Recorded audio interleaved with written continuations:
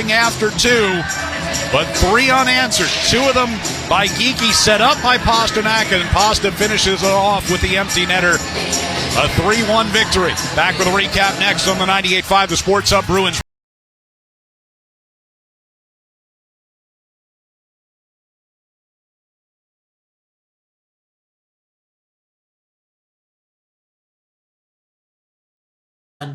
These things we're haggling over, I need them to pay Joe Sakic and keep the team together. We've got to be able to put a respectable product on the ice. Number 2, great corporate partner, Liberty Media. They're legendary in the media business. And to reach out to them and say, look, now we have the arena. We've got these 2 teams and things are relatively stable. How would you like to invest in a small piece? And not coincidentally, the exact number that we need to match this offer. So I'm padding, our resources. And then the final piece, which was the one we were pretty confident we could get done. We didn't know if we'd get any of it done, but we were confident we might get this last one done, is that Fox wanted to re-up with the Avalanche and the Nuggets. So to cement them for a long period of time and maybe recalibrate the rights payment so we got more up front, again, improving. That gave us the strength to then turn around and on day 7 and say, oops, sorry, you stank. Follow every second of the action on NHL Network Radio. From behind the bench to every play on the ice. If it's hockey, it's on SiriusXM NHL Network Radio. SiriusXM 91. I'm Frank Trachtenberg with your SiriusXM NHL schedule for Saturday, January the 25th. All times are Eastern, and please remember, all games, times, and channels are subject to change. Check SiriusXM.com for the latest updates. In the NHL, 1 p.m., Boston Bruins take on the Colorado Avalanche. Bruins on SiriusXM channels 91, Internet 921, Avalanche on Internet 926. 4 p.m., Seattle Kraken face the Pittsburgh Penguins. Kraken on Sirius 208, XM 219, and Internet 943. Penguins on Internet 941. 4 p.m., Edmonton Oilers face the Buffalo Sabres. Oilers on Sirius XM channels 91, Internet 930. The Sabres on Internet 922. 7 p.m., Columbus Blue Jackets face the LA Kings. Jackets on Sirius 210, XM 221, and Internet 927. Kings on Internet 932. 7 p.m., Minnesota Wild face the Calgary Flames. Wild on XM 223, Internet 933. Flames on Internet 923. 7 p.m., St. Louis Blues face the Dallas Stars. Blues on Sirius 211, XM 222, and Internet 944. Stars on Internet 928. 7 p.m., Detroit Red Wings face the Tampa Bay Lightning. Red Wings on Sirius 209, XM 220, and Internet 929. Lightning on Internet 945. 7 p.m., Ottawa Senators face the Toronto Maple Leafs. Senators on Sirius and XM channels 91, Internet 939. Leafs on Internet 946. 7 p.m., Montreal Canadiens take on the New Jersey Devils. Canadiens on Sirius 208, XM 219, and Internet 934. Devils on Internet 936. 7:30 p.m., New York Islanders take on the Carolina Hurricanes. Islanders on XM 204, Internet 937. Hurricanes on Internet 924. 10 p.m., Vancouver Canucks face the Washington Capitals. Canucks on Sirius and XM channels 91, Internet 948. Capitals on Internet 950. 10 p.m., Anaheim Ducks face the Nashville Predators. Ducks on Sirius 208, XM 219, and Internet 920. Predators on Internet 935. 10 p.m., San Jose Sharks face the Florida Panthers. Sharks on Sirius 209, XM 220, and Internet 942. Panthers on Internet 931. Hear it all on demand. Your favorite shows, your favorite games. Don't miss a second of your favorite SiriusXM programming on demand with the SiriusXM app. Download it now for free. In the summer of 1997, the New York Rangers tried to sign away Joe Sakic from the Colorado Avalanche, and owner of the Avs at that time, Charlie Lyons, had 7 days to figure out how to keep Sakic. Stopping by SiriusXM NHL Network Radio on Channel 91, Lyons was on to talk with Steve Kouleas from the Power Play about his initial reaction to the news of New York offering Sakic $15 million up front in their deal. I remember the summer of 1997. The Rangers have offer sheeted Joe Sakic. It's a 3-year deal, $21 million, $15 million up front. I remember that part. Joining us now is Charlie Lyons, the Avs CEO. The big honcho at the time joins me on the Power Play. So where were you, Charlie, when you first heard the news? Did you fall off your chair? Well, I didn't fall off my chair, but I left my heart in San Francisco. the phone rang. It was Mark Kisla, who terrific journalist that was always sort of ahead of stories. And he said, "Hey, what do you think about the offer sheet for Joe Sakic for $21 million with 15 up front? How you doing?" Your mind goes to, he's obviously kidding. He wants something else, but he wasn't kidding. And so, it's a punch. I was getting ready to go on vacation, so that's the right time to slam somebody. And that's what it was. So I was a neighbor, my dear friend Pierre Lacroix, collaborator, lived across the cul-de-sac. So we met at the center of the cul-de-sac, and he just gave me this look like, wow, who'd have thunk? And then, what are you going to do? What's your plan, big guy? Because that's a lot of money. 30 years ago, that kind of contract was destabilizing, to say the least. And also, Dave Checkins had done his homework, right? That they had been smart enough to, because we were publicly traded and we were a young company. He looked at the balance sheet and said, look how much money they have in the bank. So we offer $1 more. That's going to knock their company on their ear. They're going to have to take 5 picks. So, given that he had Richter and he had, the greatest player of all time, Wayne Gretzky, and by the way, Joe Sakic's idol, that was going to be a powerful team. And having just lost Messier, he needed to do something. And so he did the right thing. He said, what the heck? There's a chance they aren't going to be able to pull it off. And at least I'm making an effort. And so I felt pretty beat up, candidly. The PGA Tour comes to life on SiriusXM. It's your destination for everything on the tour. Hear live hole-by-hole coverage and expert analysis. PGA Tour Radio, SiriusXM 92. I'm Frank Trachtenberg with your SiriusXM NHL schedule for Saturday, January the 25th. All times are Eastern, and please remember, all games, times, and channels are subject to change. Check SiriusXM.com for the latest updates. In the NHL, 1 p.m., Boston Bruins take on the Colorado Avalanche. Bruins on SiriusXM channels 91, Internet 921, Avalanche on Internet 926. 4 p.m., Seattle Kraken face the Pittsburgh Penguins. Kraken on Sirius 208, XM 219, and Internet 943. Penguins on Internet 941. 4 p.m., Edmonton Oilers face the Buffalo Sabres. Oilers on Sirius XM channels 91, Internet 930. The Sabres on Internet 922. 7 p.m., Columbus Blue Jackets face the LA Kings. Jackets on Sirius 210, XM 221, and Internet 927. Kings on Internet 932. 7 p.m., Minnesota Wild face the Calgary Flames. Wild on XM 223, Internet 933. Flames on Internet 923. 7 p.m., St. Louis Blues face the Dallas Stars. Blues on Sirius 211, XM 222, and Internet 944. Stars on Internet 928. 7 p.m., Detroit Red Wings face the Tampa Bay Lightning. Red Wings on Sirius 209, XM 220, and Internet 929. Lightning on Internet 945. 7 p.m., Ottawa Senators face the Toronto Maple Leafs. Senators on Sirius and XM channels 91, Internet 939. Leafs on Internet 946. 7 p.m., Montreal Canadiens take on the New Jersey Devils. Canadiens on Sirius 208, XM 219, and Internet 934. Devils on Internet 936. 7:30 p.m., New York Islanders take on the Carolina Hurricanes. Islanders on XM 204, Internet 937. Hurricanes on Internet 924. 10 p.m., Vancouver Canucks face the Washington Capitals. Canucks on Sirius and XM channels 91, Internet 948. Capitals on Internet 950. 10 p.m., Anaheim Ducks face the Nashville Predators. Ducks on Sirius 208, XM 219, and Internet 920.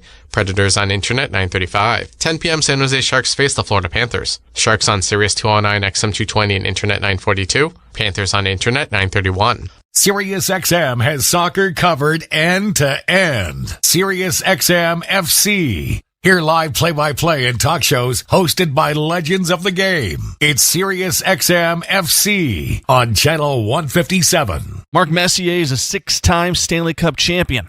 He won 5 with the Edmonton Oilers and 1 with the New York Rangers, and is the only player to captain 2 teams to Stanley Cup championships. In Edmonton, after winning back-to-back Stanley Cup championships in 1984 and 85, it wasn't until 1987 where the team would win their 3rd Stanley Cup championship. Speaking on Sirius XM NHL Network Radio, Messier joined Scott Laughlin for the morning skate on Sirius XM Channel 91 to talk about what it was like to win that 1987 Stanley Cup Finals series against the Philadelphia Flyers, despite blowing a 3-1 series lead and having to win it in a Game 7. Mark, let's go back to the 1987 Canada, or not Canada Cup. That was still to come. That was but the 1987, that wasn't Game 7, but that was an all-decider as well, as we know. But for Game 7, that was pretty good stuff. But 87 in the Stanley Cup Final, you're facing Philadelphia. You're up 3-1 in the series. They come back to tie it. Now you've got Game 7. Take us back to your greatest remembrances of, again, almost letting the series slip away and then having that opportunity in Game 7 to come up big, which you guys clearly did. Well, it just goes to show you that we felt back in 87, we were really at the peak of that team in some ways. Some people think 85 team was the best team ever.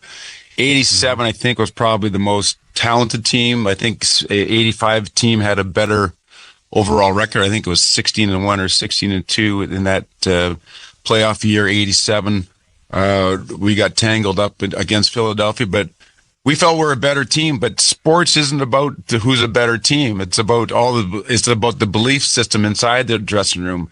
And Philadelphia wouldn't quit. Mike Keenan wouldn't allow the young Philadelphia team to quit. They were kind of banged up. They had some injuries, but they were able to extend the series after what we thought probably should have been maybe at least 4 or 5 game series. We lost, I think, the first game, if I remember correctly, and then came back and won 3 in a row, coming home to win the 5th game, only to realize that winning a championship, even after all the experience we had, is not that easy. And then going back to Philadelphia for Game 6, and they trounced us in Philly. Now we find ourselves in a Game 7, and then once you get to a Game 7, anything can happen. You can get a bad break, an unlucky bounce, as we've seen in the past. And so everything's at stake, everything's on the line. And I think luckily for us, we're able to, really kind of rely on our experiences that we had in the past. We felt incredibly confident that if we went out and played our best game and Philadelphia went out and played their best game, our best was going to be good enough. But even with that, there was so much uncertainty. And sure enough, we were able to win our 3rd cup in 4 years, which was quite an incredible feat. That was Hockey Hall of Famer and Stanley Cup champion for the Edmonton Oilers, Mark Messier, on Sirius XM NHL Network Radio's The Morning Skate with Scott Laughlin on Channel 91. Follow every second of the action on NHL Network Radio. From behind the bench to every play on the ice. If it's hockey, it's on Sirius XM NHL Network Radio. Sirius XM 91. I'm Frank Trachtenberg with your Sirius XM NHL schedule for Saturday, January the 25th. All times are Eastern, and please remember, all games, times, and channels are subject to change. Check SiriusXM.com for the latest updates. In the NHL, 1 p.m., Boston Bruins take on the Colorado Avalanche. Bruins on Sirius XM channels 91, Internet 921. Avalanche on Internet 926. 4 p.m., Seattle Kraken face the Pittsburgh Penguins. Kraken on Sirius 208, XM 219, and Internet 943. Penguins on Internet 941. 4 p.m., Edmonton Oilers face the Buffalo Sabres. Oilers on Sirius XM channels 91, Internet 930. The Sabres on Internet 922. 7 p.m., Columbus Blue Jackets face the LA Kings. Jackets on Sirius 210, XM 221, and Internet 927. Kings on Internet 932. 7 p.m., Minnesota Wild face the Calgary Flames. Wild on XM 223, Internet 933. Flames on Internet 923. 7 p.m., St. Louis Blues face the Dallas Stars. Blues on Sirius 211, XM 222, and Internet 944. Stars on Internet 928. 7 p.m., Detroit Red Wings face the Tampa Bay Lightning. Red Wings on Sirius 209 XM 220 and Internet 929. Lightning on Internet 945. 7 p.m. Ottawa Senators face the Toronto Maple Leafs. Senators on Sirius and XM channels 91, Internet 939. Leafs on Internet 946. 7 p.m. Montreal Canadiens take on the New Jersey Devils. Canadiens on Sirius 208 XM 219 and Internet 934. Devils on Internet 936. 7:30 p.m. New York Islanders take on the Carolina Hurricanes. Islanders on XM 204, Internet 937. Hurricanes on Internet 924. 10 p.m. Vancouver Canucks face the Washington Capitals. Canucks on Sirius and XM channels 91, Internet 948. Capitals on Internet 950. 10 p.m. Anaheim Ducks face the Nashville Predators. Ducks on Sirius 208, XM 219 and Internet 920. Predators on Internet 935. 10 p.m. San Jose Sharks face the Florida Panthers. Sharks on Sirius 209, XM 220 and Internet 942. Panthers on Internet 931. SiriusXM Fantasy Sports Radio is the place for expert advice, strategy, and information from the best fantasy sports analysis to win your league. Plus, hear pick-by-pick coverage of live drafts and interviews with top players, coaches, and team executives on SiriusXM 87. New York Rangers legend and Hockey Hall of Famer Mark Messier joined Scott Laughlin on SiriusXM NHL Network Radio, Channel 91, to share what it was like to play in the 1994 finals with the New York Rangers, as well as ending the 54-year drought for the franchise and how that team represented what a hockey team is all about. Well, look, I'd be remiss if I didn't ask you about 1994 as well. You mentioned Mike Keenan. We spoke with him in studio a couple of weeks ago. He still speaks so highly of you and of that run. So take us back to ending the 54-year drought. In Game 7, you get a power play goal. You shovel a puck underneath of Kirk McLean. Stands up as the game winner, as it turns out. So take us back to that hot, steamy night. What was it, June 14th of 1994 at the Garden in New York? Just, I guess just starting, going to the rink, trying to keep your same routine. Brian Leach and I would always drive together down through Times Square, down Broadway 7th Avenue to take a right-hand turn on 33rd Street. And you could feel things were different, even from the Upper West Side. Just the vibe and the energy of the whole city was just electrified. Getting down towards Madison Square Garden, seeing the crowd already starting to build, the police officers surrounding the Garden. It was a carnival-like atmosphere. Obviously, we knew we were something on the cusp of doing something that hadn't been done in 54 years. The magnitude of it was palpable. I mean, the energy, just everything just seemed to be so electrified. You try to keep yourself in the moment. You try to stay with your routine. Obviously, there's a much more at stake. And then, we found ourselves, much like we did in 87, up 3-1 in the series, losing to fifth game, where it was pretty much a foregone conclusion that New York Rangers were finally going to win a Stanley Cup after 54 years. Only to find ourselves, the party atmosphere got a little bit delayed and then had to go back to Vancouver, which again, we got trounced in Vancouver, just like we did in 87. And now we're coming home for Game 7. And the same thing happened. We felt good about our chances. We felt we were a better team than Vancouver. We felt that we should have wrapped up the series earlier against Vancouver, but that's the greatest thing about sports. You can think all you want, but the reality is they got a heartbeat over there too. They got pride over there too. They're there for a reason because they're a great team. And here we are in Game 7 and happen to go out and execute a great game plan to beat a very hungry, very young, very physical, hard team to play against in Vancouver. And luckily for us, we had a lot of experience. We had a dynamic, incredible amount of talent with Brian Leach and Sergei Zubov, Alex Kovalev, Adam Graves and Mike Richter and net, and then sprinkled in with some veterans, some hardened veterans with McTavish and Tikkanen and Steve Larmer and Noonan and Mateau and Jeff Bukaboom and Jay Wells and all the amazing players that banded together that year to create maybe not the most skilled team that's ever won a Stanley Cup, but if you look up the word team, they could put the 1994 Ranger team right there, and that year, that team epitomizes what a team is all about. Get the latest news, opinion, and analysis from MMA to boxing and the professional wrestling world 24/7. SiriusXM Fight Nation, SiriusXM 156, and the SXM app. I'm Frank Trachtenberg with your SiriusXM NHL schedule for Saturday, January the 25th. All times are Eastern, and please remember, all games, times, and channels are subject to change. Check SiriusXM.com for the latest updates. In the NHL, 1 p.m., Boston Bruins take on the Colorado Avalanche. Bruins on SiriusXM channels 91, Internet 921, Avalanche on Internet 926. 4 p.m., Seattle Kraken face the Pittsburgh Penguins. Kraken on Sirius 208, XM 219, and Internet 943. Penguins on Internet 941. 4 p.m., Edmonton Oilers face the Buffalo Sabres. Oilers on Sirius XM channels 91, Internet 930. The Sabres on Internet 922. 7 p.m., Columbus Blue Jackets face the LA Kings. Jackets on Sirius 210, XM 221, and Internet 927. Kings on Internet 932. 7 p.m., Minnesota Wild face the Calgary Flames. Wild on XM 223, Internet 933. Flames on Internet 923. 7 p.m., St. Louis Blues face the Dallas Stars. Blues on Sirius 211, XM 222, and Internet 944. Stars on Internet 928. 7 p.m., Detroit Red Wings face the Tampa Bay Lightning. Red Wings on Sirius 209, XM 220, and Internet 929. Lightning on Internet 945.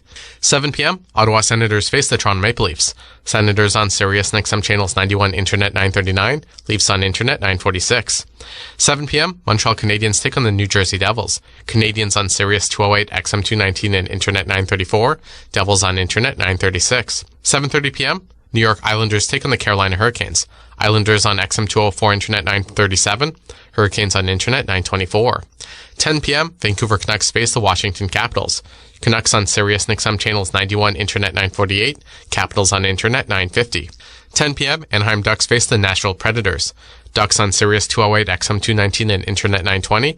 Predators on Internet 935. 10 p.m., San Jose Sharks face the Florida Panthers. Sharks on Sirius 209, XM 220, and Internet 942. Panthers on Internet 931. Mad Dog Sports Radio has the best sports talk in the business, covering sports with a passion and knowledge you need. Mad Dog Sports Radio, Sirius XM 86, and the SXM app. Six-time Stanley Cup champion and Hockey Hall of Famer Mark Messier stopped by SiriusXM NHL Network Radio's The Morning Skate with Scott Laughlin to discuss what Game 7 means to him and what it's like to also lose a Game 7.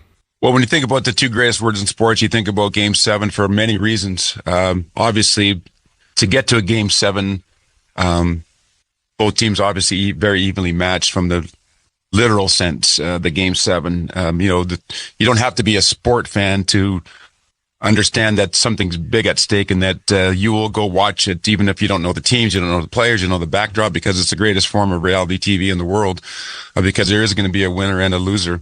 A lot at stake, obviously, but for me personally, it's a lifetime journey to acquire the skill set that's required to be able to perform when the stakes are the highest, under the most scrutinized pressure, when you're expected to perform. And you think about a Game 7 moment or Game 7, that's when you have to perform. It's a winner or go home situation.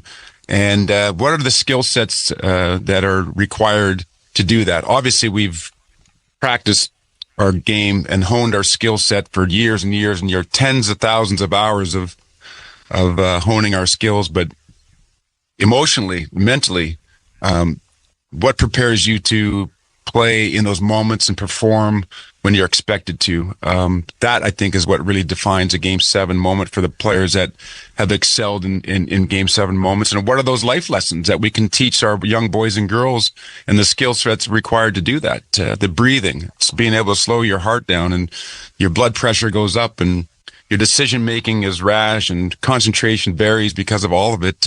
What allows you to kind of really slow down and use your God-given talent, and then obviously the repetitions through your whole life that you know you can do it. You just got to be able to do it when it matters most. It's like hitting a home run, and like Aaron Boone did, or doing something special at the right moments. And I think the educational part of the docuseries is really fascinating to me there, to help our young boys and girls who will be faced with big decisions in their life. And you don't have to be a sport fan to have a Game 7 moment in life. Everybody's faced with decisions that are going to alter the trajectory of their lives in one way or another there. And we're trying to figure out what those skill sets are. What does it feel like to lose a Game 7? Fortunately for me, I never experienced what the Oilers did last year of going all the way to the end in a championship game and losing in a Game 7. Anytime you get to a Game 7, it's a hard journey to get there. Two teams, evenly matched. It's been a war. It's been a tug of war. Everybody's hurt. Everybody's tired. And then to lose that is devastating. I think about my own experience in Game 7, winning 7 of them. The 2 still hurt to this day. What could I have done different? You know, you always say that you got to lose in order to understand how to win. I do agree with that. I think there are lessons in loss and in failure, both as a team and as an individual. If I had my preference, I would have liked to have learned those lessons while I was winning. But unfortunately, that's just not the way it is. But I look back at it now and just think about how grateful I am for all the lessons in wins and the losses, because it really ends up defining who you are as a person and as a player.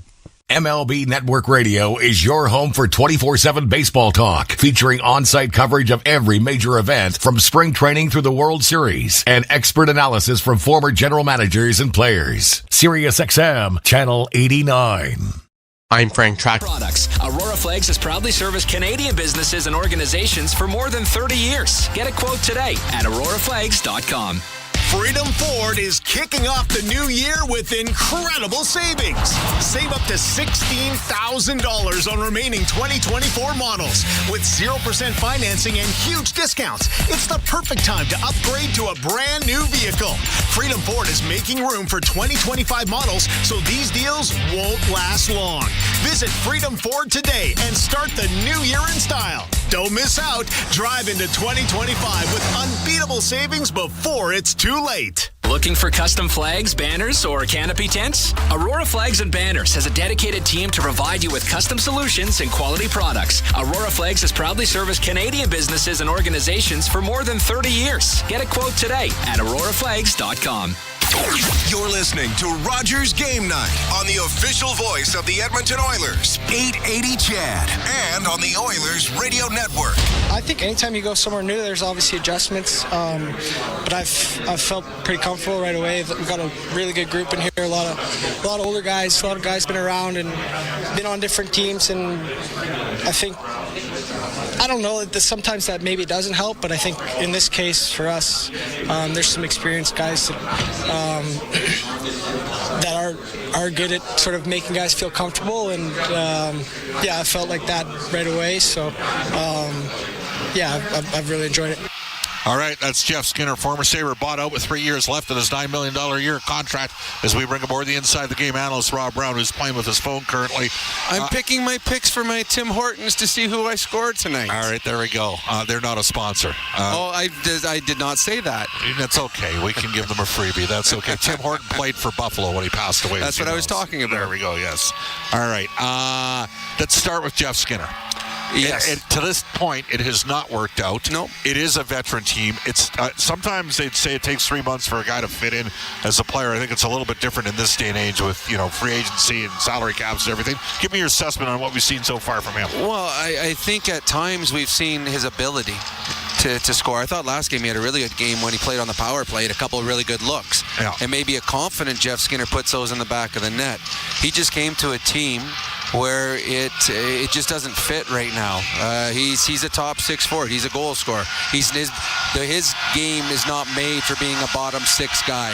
And he looks, sometimes when he's out there in the bottom 6, he looks a little out of sorts because it's not who he is.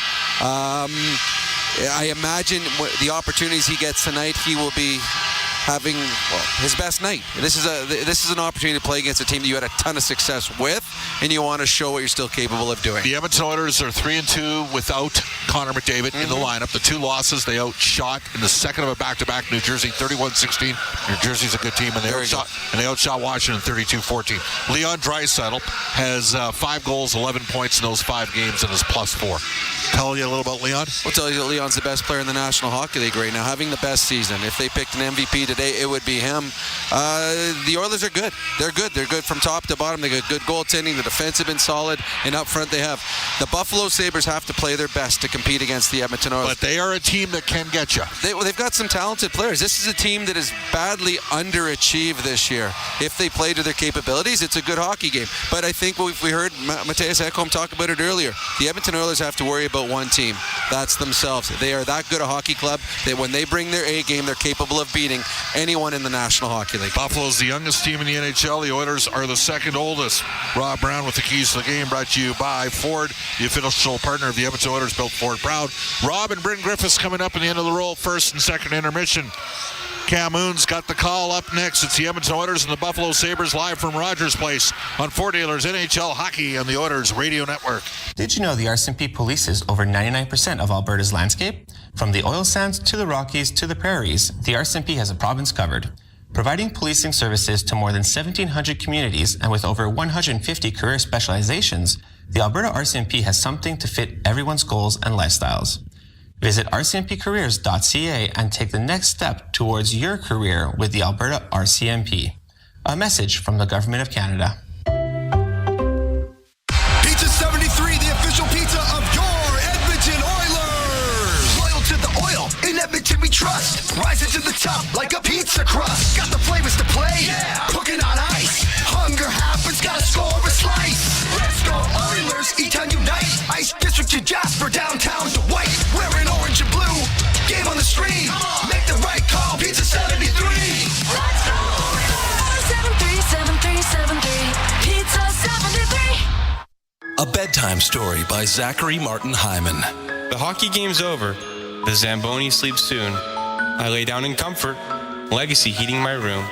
Good night to you, furnace, with your hot blower running. Good night to you, air vents, keeping the warm air coming. Good night to my payments that I won't see for 1 year. Good night to my legacy. Bedtime is near. Warm winter nights. That's how you soothe your legacy. Legacy Heating and Cooling. Did you know that there are 9 Napa Auto Parts stores serving the greater Edmonton area and have been doing so for more than 50 years? Since Napa first opened in Edmonton, the community has grown and vehicles have changed, but you can always trust Napa Auto Parts to provide you with the expert know-how and the best vehicle parts. And if that isn't enough, every time you visit a Napa Auto Parts store when you present your AMA card, you receive an additional 10% discount on all retail parts and accessories. Visit your local Napa Auto Parts store for more offers and expert know-how. Napa Auto Parts is a proud fan of the Edmonton Oilers.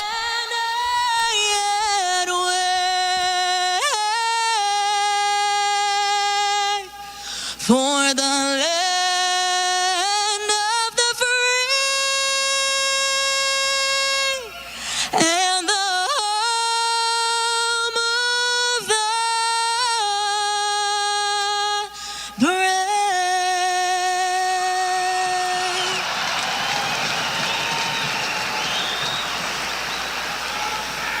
Oh, Canada, our home and native land, true patriot love in all of us command.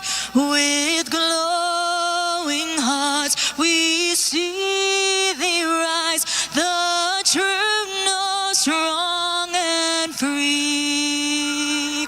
From far and wide, oh Canada, we stand on guard for thee. God keep our land glorious and free. Oh Canada, we stand on guard for thee. Oh Canada, we stand on guard for thee.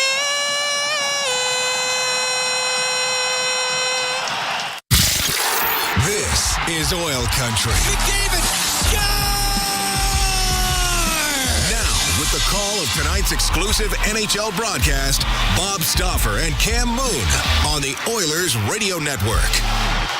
The Oilers at home, they host the Buffalo Sabres for a Saturday afternoon tilt. Good evening, or good afternoon as it would be. Cam Moon along with Bob Stauffer, Brent Griffiths, Rob Brown, Brendan Escott, Jack Michaels. We are the Oilers Radio Network, and our starting lineup is brought to you by Coventry Homes. Flexibility within reach. Get back in the game with customizable designs by Coventry Homes, the official builder of the Edmonton Oilers. For the Oilers up front, it'll be Adam Henrique with Zach Hyman and Jeff Skinner on defense. Darnell Nurse and Brett Kulak. Stuart Skinner starts in goal. For the Sabres, Yuri Kulik with J.J. Peterka and Tage Thompson up front. Rasmus Dahlin and Bowen Byram on the back end. James Reimer starts in goal. Brandon Blandina and Chris Schlenker are the referees. Brandon Garlitz and Julian Fournier are on the lines. So drop the puck. We're underway here at Rogers Place. The Oilers and the Sabres. The puck inside the Buffalo zone. Dahlin up the right wing, got it out to center ice. Now Peterka bring it in right wing across to Kulik in front to Thompson, and a big save made by Skinner just 24 seconds into this first period, and the Sabres get the first good chance. Oh, great chance for them. The Oilers weren't, of course, they don't have Connor McDavid going, but they were caught when Darnell Nurse was in a backpedal, got stripped, and Kulik found the big man Thompson. This guy scored 40. And I'd say a little bit fortuitous that there wasn't some loose change there that the Sabres were able to capitalize on. The Oilers, by the way, gave Jeff Skinner an opportunity to start the game against his old team. Ryan McLeod back, took a bit of a headshot, missed 3 games. Krebs out against Draisaitl here. Face off to the right of Stuart Skinner. 11 saves in that 3-2 loss versus Washington on Tuesday. Calvin Pickard had the win Thursday against the Canucks. As the puck dropped and it gets into the corner, and it's Benson on the end boards, taken out hard by Bouchard, and the puck rimmed to the right point. Power will keep it in only for a moment. Went off his stick, comes out, went back in on the offside. Peyton Krebs found out the hard way that Mackenzie Weegar's left hand can chuck with both hands. Peyton Krebs is an annoying player. One of the rare times I called an actual pick. I was we were at the draft the year he got drafted, and there was somebody with Vegas, and I said to him in 2019, that was the Vancouver draft, I said, they're going to take Krebs? You guys are... Kelly McCrimmon running your team, you're taking Peyton Krebs here, and of course he was part of the Jack Eichel trade along with Alex Tuck. Puck goes into the Oilers zone on the left wing boards. Podkolzin to Ekholm. Come out from behind the Edmonton net through the middle. Very aggressive forecheck here early from Buffalo. The left side to Draisaitl, cross ice to Arvidsson. Now right corner, Bouchard. He'll center it, and that goes right off the net line to Reimer. Back to the point. It's Arvidsson, right wing to Podkolzin. On the boards to Draisaitl, out to the slot, goes off of Arvidsson, now to Ekholm. He'll get it across, it'll come back, and the shot by Draisaitl, left pad save made by Reimer, and the puck cleared out. Won't be icing. Ekholm stops in the right corner. We're a minute 20 gone here, scoreless first. Oilers hosting Buffalo. It's up against the boards inside the Edmonton zone. And it's Bouchard up the right wing, up through center to Nugent Hopkins, to Connor Brown, get pinched upon. They've come to play early here. The Oilers got to get their feet moving. McLeod will bring it in for the Sabres. Back to Yoki Haru to the left wing point to Bryson. His shot off the stick of Stetcher. Goes to the right wing. McLeod to the point. Picked off by Janmark, and it comes out to center ice. Yoki Haru turns it up the right wing in his own end for the Sabres. To Lafferty off the right wing, off of Malenstein, and into the Edmonton Oilers zone. Rimmed up the right wing, goes to Connor Brown. Brown at center ice will dump it in. Henrique to the end boards. Trying to get it free, but Bowen Byram there through the middle finds Kulik, and Kulik up the right wing now to center ice. One hands it into the Oilers zone. Skinner will set it. Emberson. His pass goes off his stick. Dahlin's going to keep it in for Buffalo. Goes back to Henrique. It's a very aggressive forecheck out of the gate here already for the Sabres from Lindy Ruff, who's in his second tour of duty. Puck comes down to Reimer. He's forced to cover it up. 2 minutes and 31 seconds gone here in a scoreless first period. All right, I'm going to put you on the spot. Oh. You did the Red Deer Rebels for 22 years. I did. You know James Reimer well. Had a nice visit with him yesterday after practice. Are you surprised that he's still in the league at 36? Yeah, James Reimer is a guy, and that was a good Western League goaltender, 4th-round pick in Toronto, but worked his way up, coming out of junior, played in the ECHL, played in the American League, then caught fire with Toronto. It wasn't a surefire NHLer like, say, a Darcy Kemper or a Cam Ward that had come through. He worked hard. That comeback for Boston in round 1 in 2013, right? Like, you just wonder what would have happened if they could have found a way to... In Game 7. Yeah, well, seal the deal. Yep. It's along the boards inside the Buffalo zone to the right wing point. Ty Emberson down low to Perry. Comes over to the left wing, gets it out to the middle, and the shot got blocked as Henrique with a one-timer. And the puck cleared out up the right wing. Thompson will shoot it in. Skinner will set it behind the net. Give it to Kulak. Jams it over to the right side. Krebs is in there for the Sabres. And Henrique gets it loose. Over to Kulak. Look at this forecheck. Oh, it's aggressive. The Oilers have got to move it quick. Yeah. Krebs. Now to Benson on the left wing in the Edmonton zone to the left wing corner. Up against the boards. It'll get up near the line where Kapanen can bring it out to center ice. Now on the left wing for Skinner. Cross ice broken up by Power. He'll go to the right wing corner. We're scoreless in the first. We're 3.5 gone. Jeff Skinner up against the boards, left wing corner. Goes to the top of the circle. Pinching down was Ekholm. Could only keep it in for a moment. And the puck knocked out to center ice. Bouchard in his own end, now in the right wing corner. Jack Quinn having a little bit of an exchange there with Matthias Ekholm. Bouchard, 9th in defenseman, scoring with 36 points. Coming into this one this afternoon across to Draisaitl. Draisaitl with the 8-game point streak. Over to Bouchard. Up through the middle. It comes out to center. Jokiharju's pass hit Arvidsson. But now to Cousins.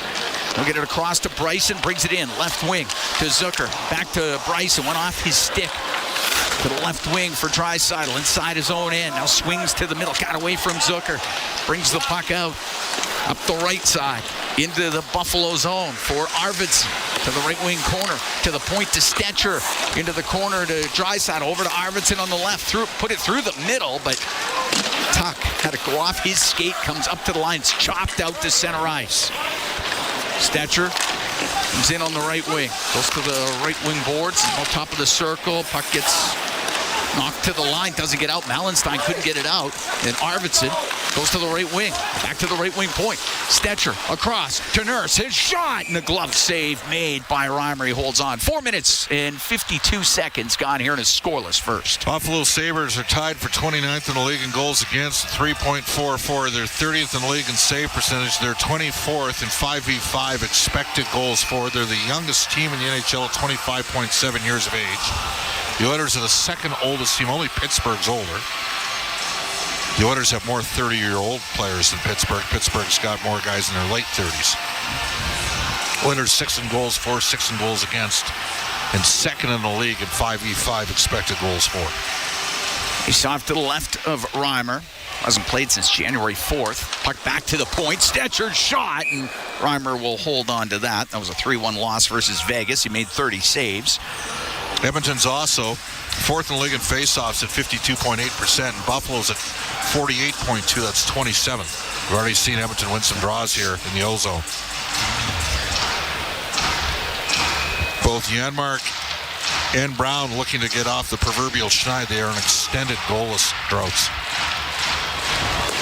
Darlene to Byram, up the right wing. Nugent Hopkins keeps it in. He'll get it to Brown. His shot just wide. Janmark to the left wing corner. Behind the net. He's trying to get it to Nugent Hopkins.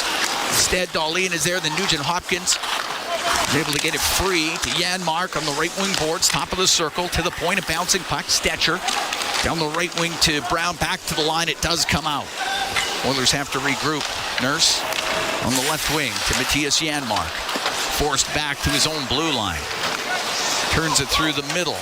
Now into Buffalo territory to Stetcher in front of the net. Off a skate, just goes wide. Up the left wing, Darlene through the middle to Peterka. Peterka to center ice will snap it into the Edmonton zone. Stetcher pushes it in behind the net to Emberson. Rims on the right. Pinching down with Samuelson. It's going to stay in Edmonton territory. It's up against the boards as Henry gets in there. Stetcher to Emberson. Emerson under duress through the middle to Perry. Now to Hyman. In over the line. He'll get it back to Perry. Perry's in. The shot. And a right pad save made by Reimer. Puck to the left wing corner.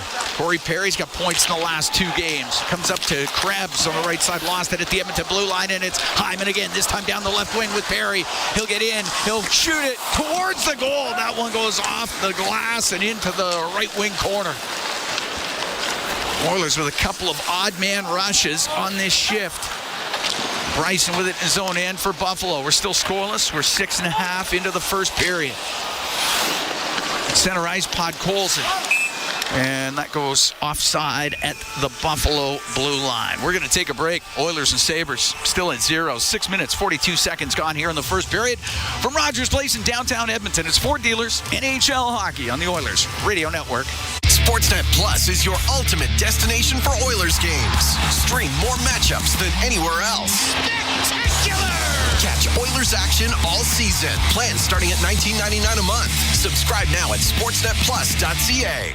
The Edmonton Oilers Community Foundation 50-50, presented by Rogers, is back and bigger than ever. The largest 50-50 in sports offers early bird draws, bonus raffles, and a main jackpot, which is growing by the second. With over $100 million invested across oil country, your support directly helps kids, families, and communities in need. Maybe you'll be our next winner. Get your tickets right now at EdmontonOilers.com and help make oil country a better place. AGLC license number 696879.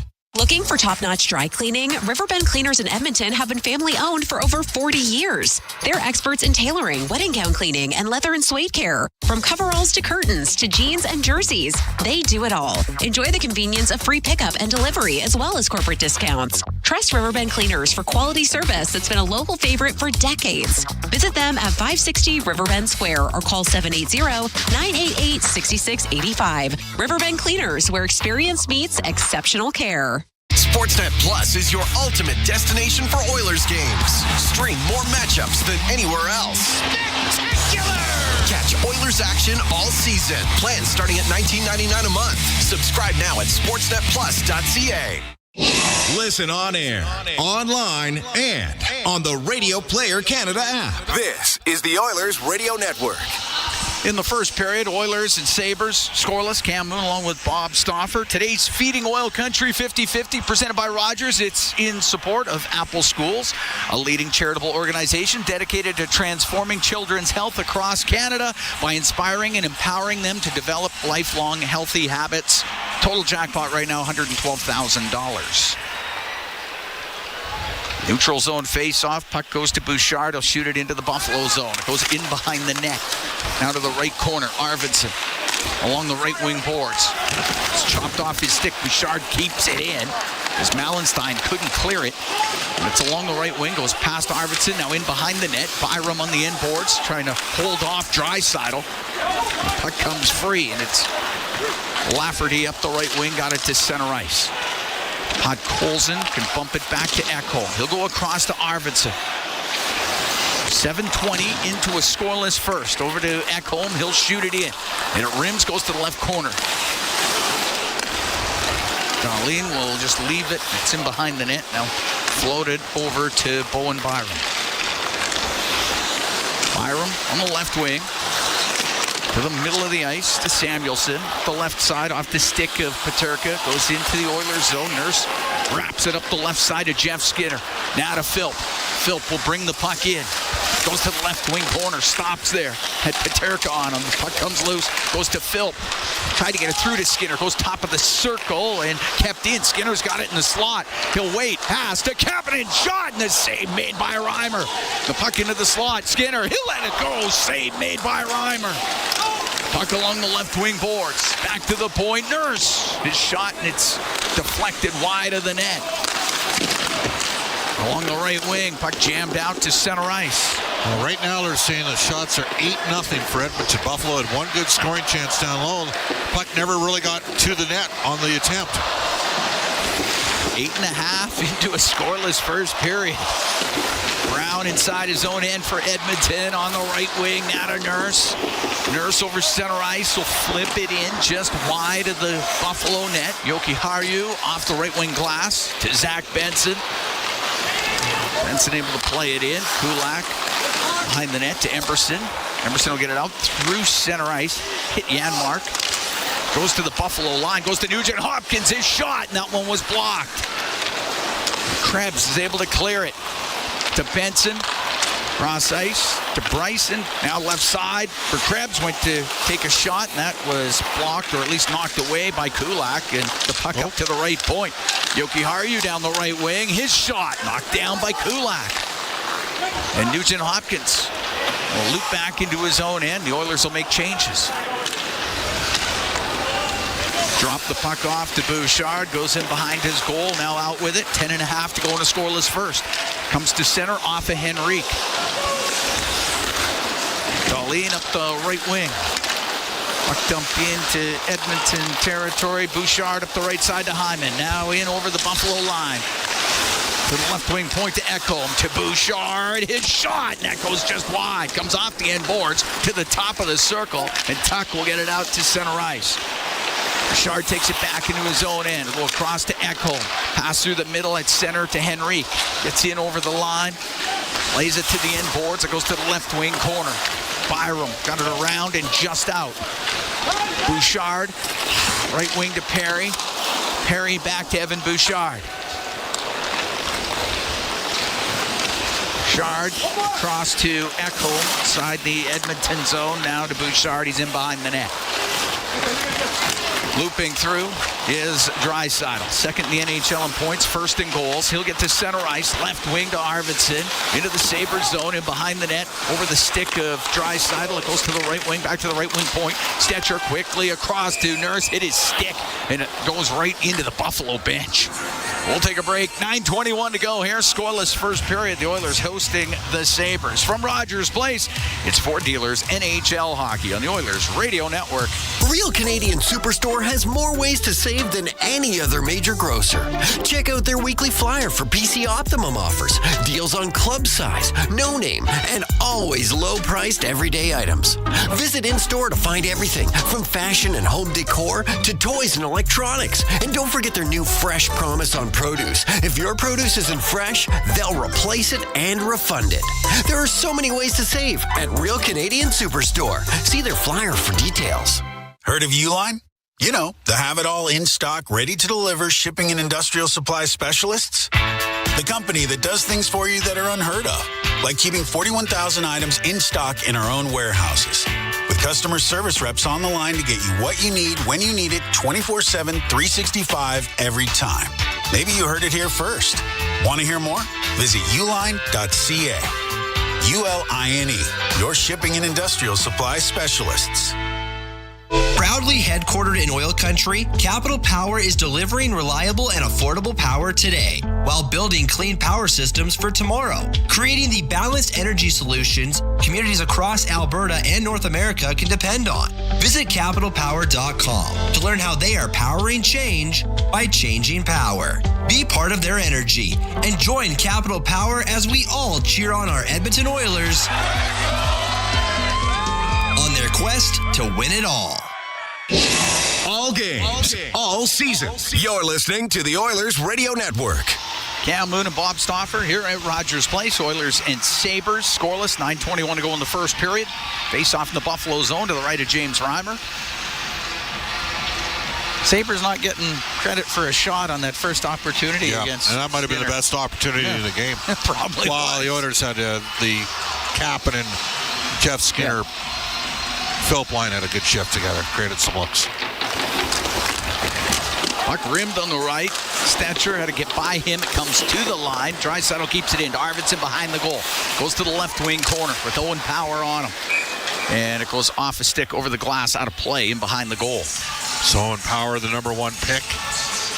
Going back to 2021, that was the COVID-shortened season for a lot of different levels of hockey.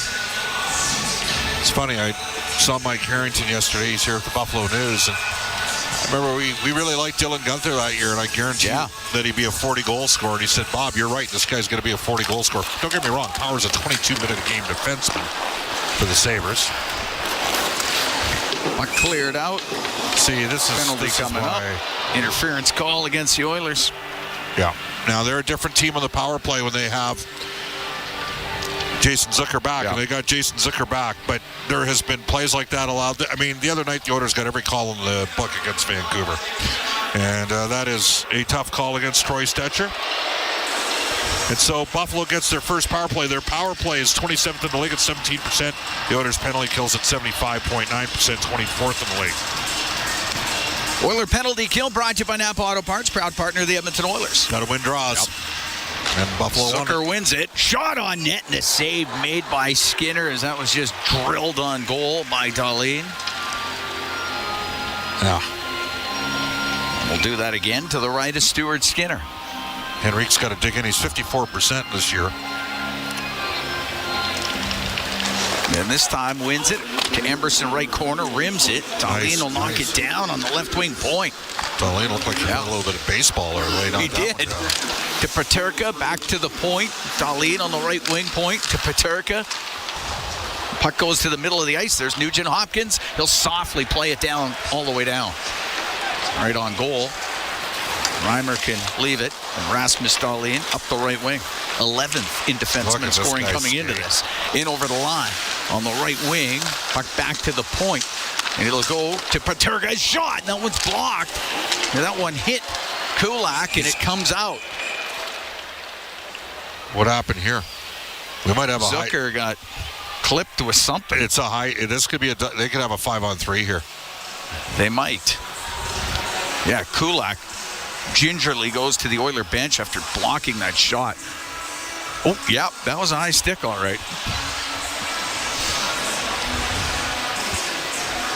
As Nurse got the stick up on Zucker. Did they miss it? They absolutely did. Okay, let's drop the puck here. Oh. Yeah, they did miss it. Okay. Well, both teams down a player Zucker's been dry, and he's been playing through an illness. He hasn't been feeling too great of late, but he's been really good for them since coming over. He missed the last 2 games, but back here this afternoon. Minute 12 to go in the man advantage for Buffalo. Paterka up to the Edmonton blue line. The Benson left wing. Pinched upon by Emberson. It goes into the corner. Janmark on the boards. But Benson can get it to the line. And Dahlin will walk to the middle, left wing to Tage Thompson. Tage Thompson shot wide of the net, around the boards, and that'll go down the ice. I don't think Skinner picked that puck up. If that hits the net, it might have been in. I agree. There was traffic. 7:45 to go, scoreless first period. This guy drives their team. Dahlin, yes. Drops it back to Tuck.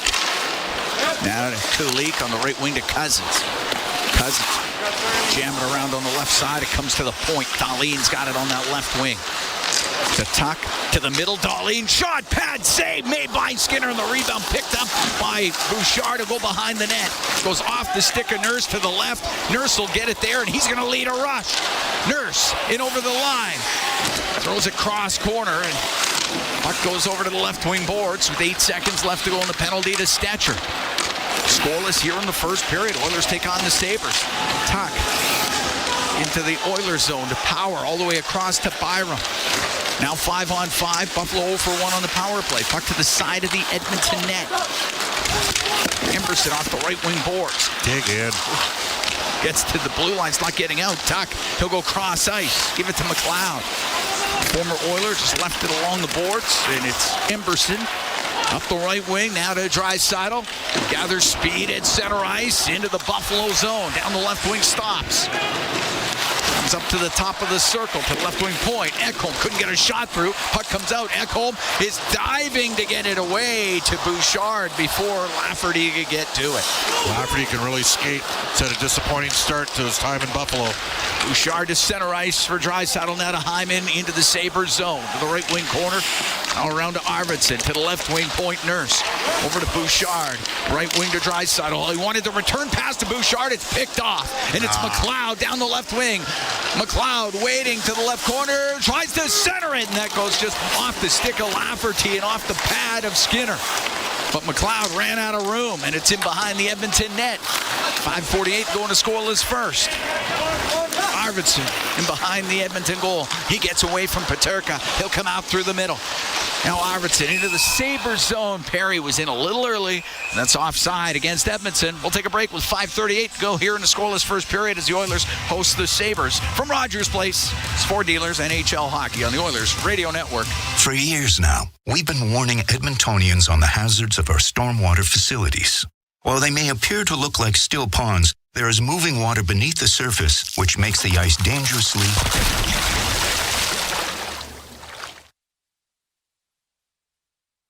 The unpredictability of stormwater facilities makes them treacherously unsafe for all winter activities, even walking. So think twice. Don't go on the ice. A safety message from EPCOR. Hey, Paul Brandt here. I've said it before and I'll say it again. I'm proud to call myself an Albertan. You know, after years of touring this great province in my Ford F-150, I've learned the value of driving a tough, capable, smart truck. Whether you're working for the weekend or long-hauling it like I am, there's an F-150 for every Albertan, with plenty of options to choose from, like available Pro Power on board. So if you're looking for a new truck, stop by your Alberta Ford dealer and tell them PB sent you. Do you have tickets to an upcoming event at Rogers Place that you can't attend? Donate your tickets to the Edmonton Oilers Community Foundation Seats for Kids program, presented by Eagle Builders.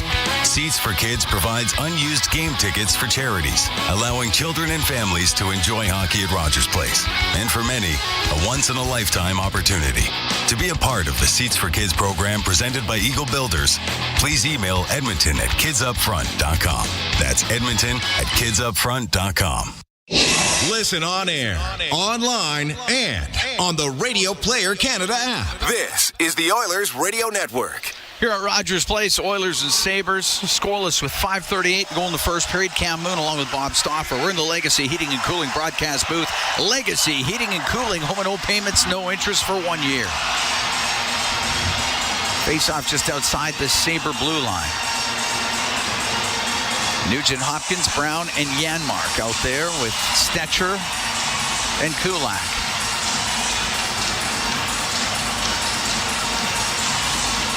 Kulik taking the draw for the Sabres. It goes into the Buffalo zone, and it's Byram. Cross to Power, up or to Darlene, up the right wing. It's deflected in. Out from behind the net, up the right wing. Brett Kulak, forced back by Kulik. Now to Stetcher. Off the right wing boards to Connor Brown. Brown back into his own end. Up ice, up the left wing. Into the Sabres zone. Off the left wing boards. He'll go after it. Pokes it around to the right to Nugent Hopkins. Slides off the check. Pass to the line and off the stick of Peterka. And the puck cleared up. That's twice for Edmonton here. They got to watch what they're doing. Goes into the Sabre zone. Now look at left wing for Janmark. You know the old line. There's two places you never make a back pass, right? Home and away. That's what the late Tommy McVie used to say. Nurse will get it in front of the net. The backhand by Brown was off the glass, off the mesh, out of play. Chance there for Connor Brown. Just lifted it over the net. We get a whistle. Tommy passed away a couple days ago. We used to see him all the time. He was a pro scout for a number of years around the league. Character of the game.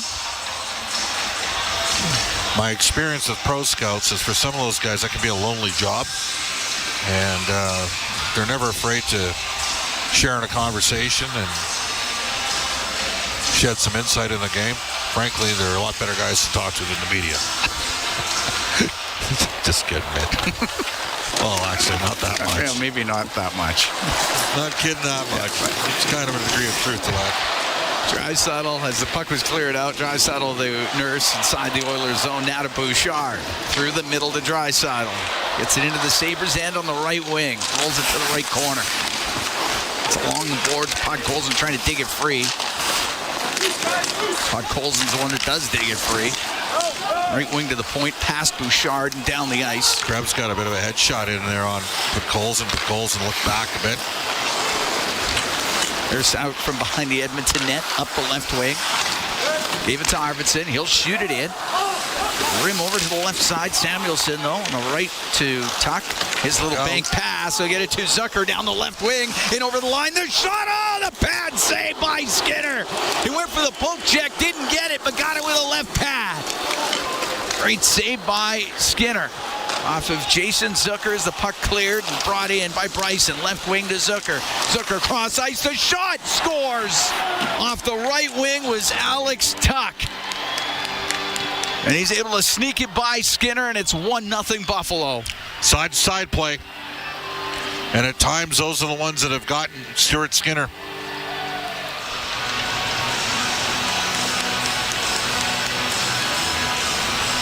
Noah Philp was in chase mode on a line change, racing back, and now he's got to have that, Camp. Got to have that. He got across. It just got through.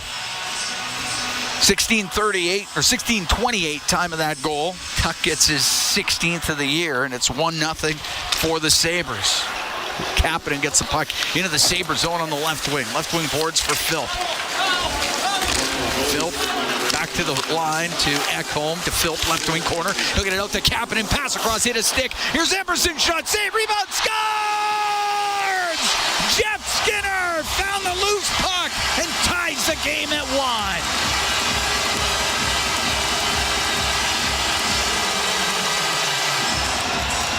Well, Jeff Skinner within 5 feet of the net, and he can make plays there. He's got a good set of hands. You got to know that's sweet for him after getting bought out by the Sabres in the offseason. But Kapanen got it back to the point. Emberson's long-range bomber, and the rebound was picked up by Skinner. Tie game.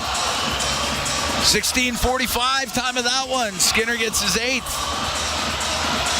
17 seconds after the goal by Tuck, the game all tied up at 1. It's one way for your fourth line to bounce right back after giving up a goal 17 seconds later. It's inside the Oiler end to the left wing corner. Perry behind the net to Nurse. He'll swing up the right wing. Out to center ice on the backhand. He'll dump it in. Goes in behind the Buffalo net. Darlene off the boards, but it doesn't get out. Glove down by Kulak. Got it to the right corner. Puck gets to the slot. Perry has to take it over to the left side. Put it through the middle, but that's in behind Henrique. Peterka couldn't get it out, and it goes into the left corner. Perry's got it there. Behind the net for Henrique. Or Henrique's on the right. It's Hyman in behind the net. Hyman's going to come out to the middle. Puck goes to the middle of the ice. Thompson can clear it. Kulak, zone in. Cross ice to Nurse. We're tied at 1. 2:20 to go here in the first period. Nurse at his own blue line for Nugent Hopkins. Now to Nurse. Up the left wing to Janmark. Knocked off his stick, but right to Nurse. He can shoot it into the Buffalo zone. Reimer pokes it, but it goes to Nugent Hopkins. Oh, his shot hit Owen Power as Reimer was out of the net. Puck top of the circle. What a chance there for Nugent Hopkins. Owen Power got it with his leg. Puck shot down into the Oilers zone. It's icing against the Sabres. Unreal. Minute 50 to go in the first. What a chance for RNH. Reimer came out to poke it. He poked it right to Nugent Hopkins. And Owen Power, it hit him. Looks like it hit him in the ankle or in the skate. It's a big man, 6'4" guy. Oh, great chance there for the Oilers to take the lead. So Tuck from Zucker and Bryson, and it was Skinner from Emberson. And Kapanen draw an assist there, too. Yep. Yeah, you would think so. Yep. Off the draw in the Sabre zone, it gets between the Oilers' defense and out. Ekholm turns in front of the Edmonton net. Snaps a pass up to Bouchard. Is that the Oiler blue line? Ooh, where's that going? I don't know. He's looking for Draisaitl. Went off the heel of his stick. It's dumped into the Sabre zone. It's in behind the Buffalo net. And now given away to Draisaitl. His shot off the arm of Reimer. Unreal how that didn't go in. Puck on the left wing point. Ekholm to Arvidsson.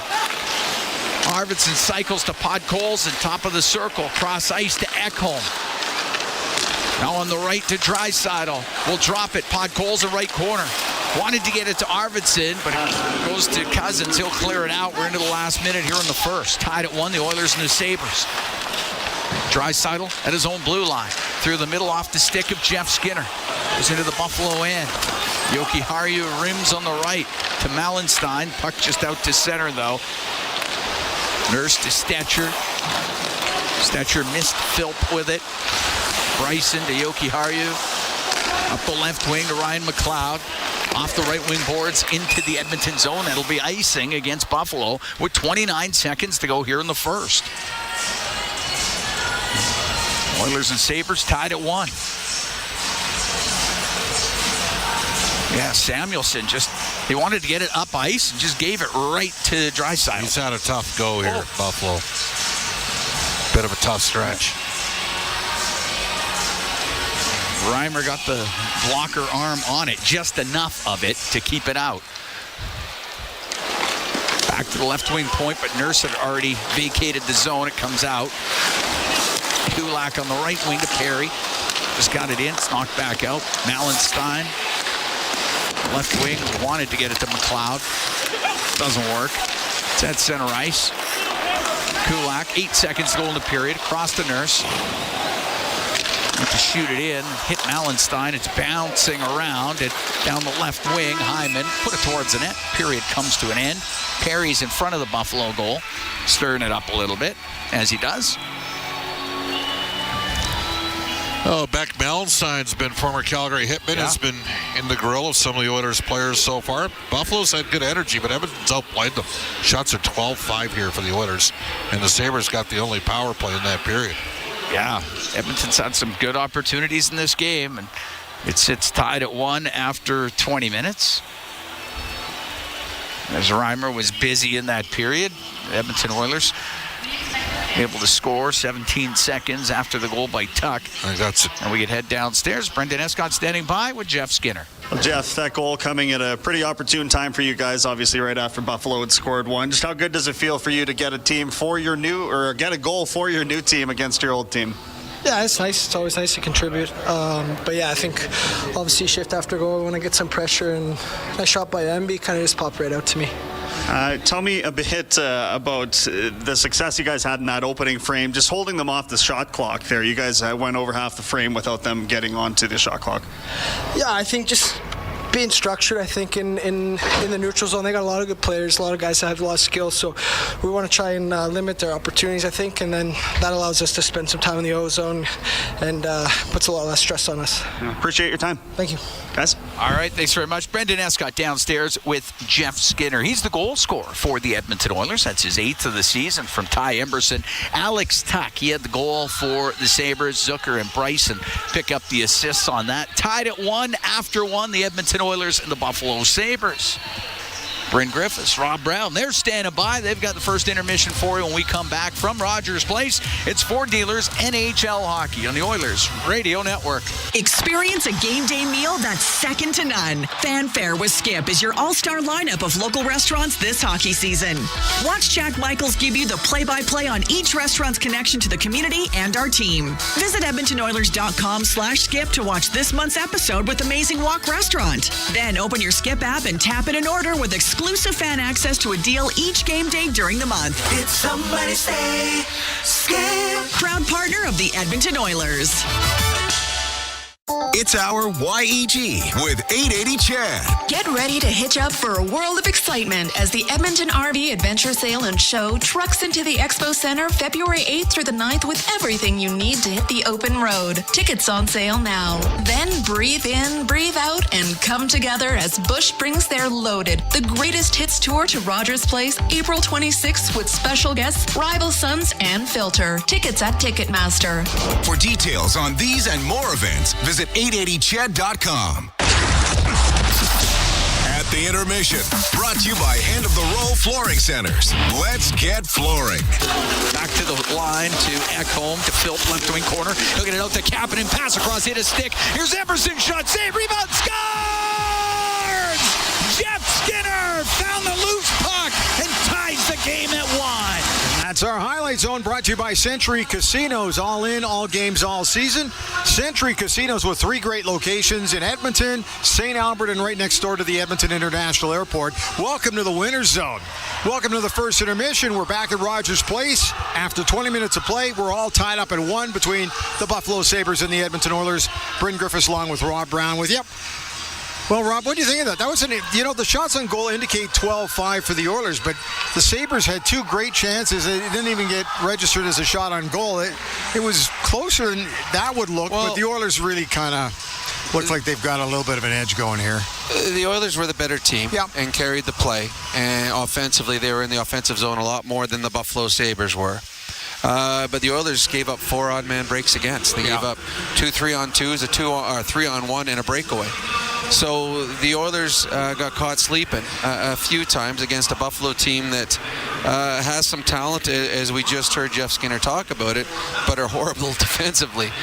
Most of the Oilers' chances were created off of bad mistakes in the defensive zone by the Sabres. A great example is near the end of the period where Matthias Samuelsson has the puck behind the net all the time in the world. 0 forecheck, takes 1 step out, tries throwing it up the middle. It turns into a grade A scoring chance for Leon Draisaitl. So the Oilers had a number of good looks. But where the Oilers got sleeping, there was a shift where when Buffalo scored, first Evan Bouchard got caught watching the puck and gave up a breakaway to Zucker. Stuart Skinner makes a fantastic save. As Zucker came in, the kid scored. This guy scored everywhere he's went, all by himself because Bouchard wasn't paying attention. Skinner makes a save, and then the puck comes back to Bouchard down below the goal line, and he throws it away. He throws it right up the middle to Sabre. They come back again 3-on-2. This time the Oilers get caught and pay the price as Tuck scores on the odd man rush. First shift of the game. It's a 3-on-3. Jeff Skinner goes to the wrong man. He goes to Darnell Nurse's man, turns into a 2-on-1 backdoor Tage Thompson. Stuart Skinner, fantastic save. Ryan McLeod is a 3-on-1. A great defensive play by Darnell Nurse, laying down, not allowing the pass across, and that's one of the ones that you said they had a good look without a shot on net. The Oilers were much better than the Sabres in that period, but the Oilers did have a few big mistakes that gave the Buffalo Sabres grade A scoring chances that Stuart Skinner had to make big saves on. Both teams making crazy drop passes, and those passes across ice, they're being gobbled up. I think we might be talking about how many odd man rushes we have in this game at the end of it, because I was surprised how many glaring errors were made in that period. Well, most of the mistakes were made by the Sabres.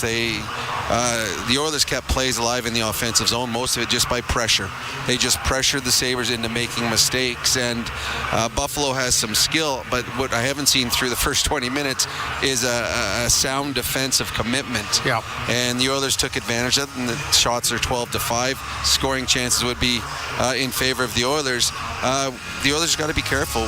When they play against a team that's a little loose defensively, they tend to look for that one big break, and the Oilers gave them that 4 times in that period. So Oilers did a lot of good things. Should feel pretty good about the way they played in that opening period. They held the Sabres shotless for almost the first half of the period.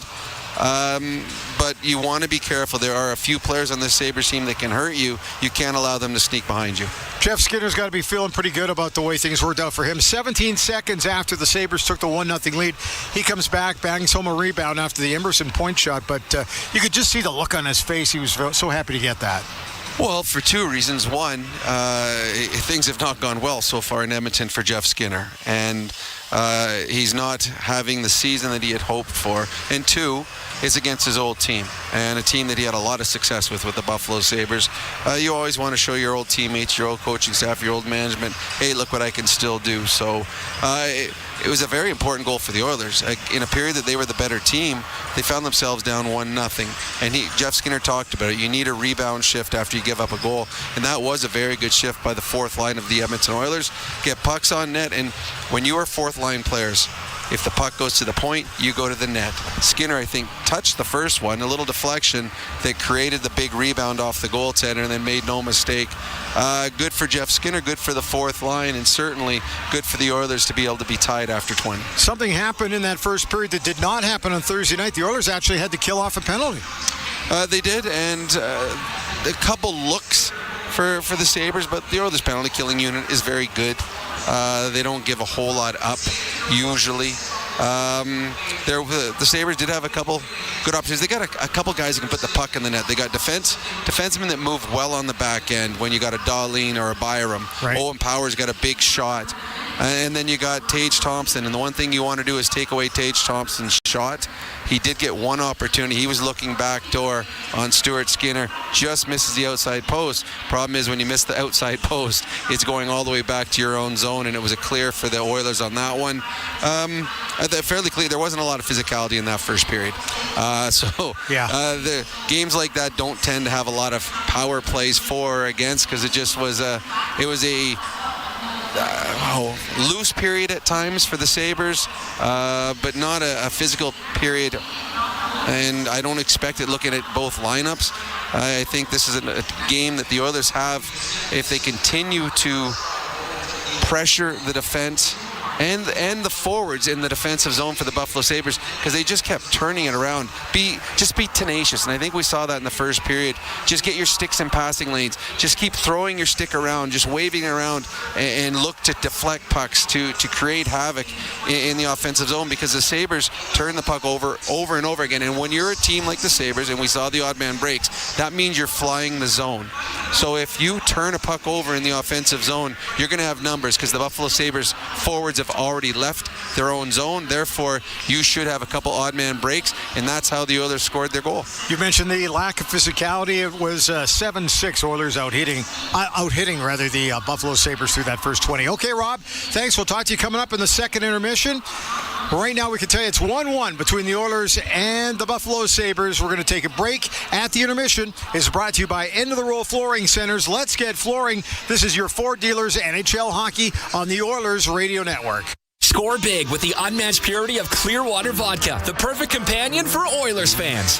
Crafted with the pristine waters of Alberta, it's a sip of local excellence. Clearwater Vodka, where the spirit of the game meets true Alberta quality. Must be 18 plus. Please drink responsibly. Bloom Benefits offers amazing coverage that even the toughest hockey players can get behind. With excellent coverage, they offer things like massage. You want to go? Counseling services. Let's go. Dental coverage. That was not offside. And eye exams. With custom health coverage for any group of any size, Bloom Benefits make every team better, stronger, and healthier. Plans start from just $54 a month. Rethink your benefits today at bloombenefits.ca. The Emerald City is home to some world-famous coffee and some world-famous markets. Embrace it all and cheer on your Edmonton Oilers this season by taking a non-stop flight to Seattle for the game on March 27th. Sports fans, it's time to take off. You're now just a flight away from enjoying the game. From YEG to the game, fly non-stop and catch every moment live. Explore destinations at flyeia.com/nonstop. Score big with the unmatched purity of Clearwater Vodka, the perfect companion for Oilers fans. Crafted with the pristine waters of Alberta, it's a sip of local excellence. Clearwater Vodka, where the spirit of the game meets true Alberta quality. Must be 18 plus. Please drink responsibly. With Global News, I'm Thomas Dias. The head of the United Nurses of Alberta says information pickets and rallies were held across the province today to call attention to current negotiations between the union and the province. UNA President Heather Smith says talks are underway. Just this week, we started formal mediation. We had one day. We have 2 more days scheduled in February, and depending on what nurses want to achieve, they will make decisions that hopefully reflect their willingness to stand behind them. She points out today is the anniversary of the 1988 Alberta nurses strike that saw 14,000 nurses walk off the job.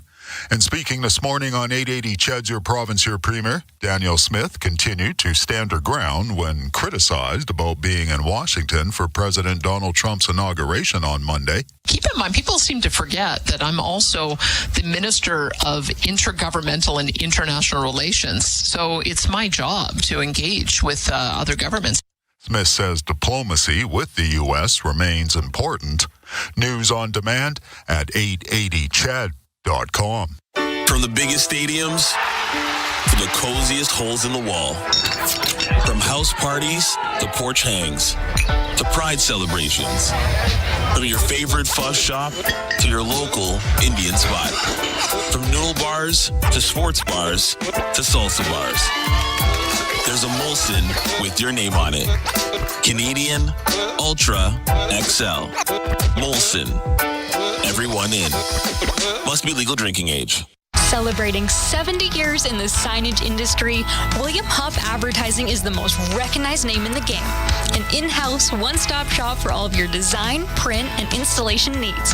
William Huff provides quality graphic solutions for everyone. Here in our City of Champions and throughout the nation, they are the preferred signage partner entrusted by many of the biggest corporations, pro sports teams, and organizations to bring their identity to life. Recognize the name, get in the game. WilliamHuff.com. MIC is a leader in medical imaging and the official medical imaging provider to the Edmonton Oilers. Make MIC your choice. Whether you're a professional athlete or a weekend warrior, the game doesn't stop for injury.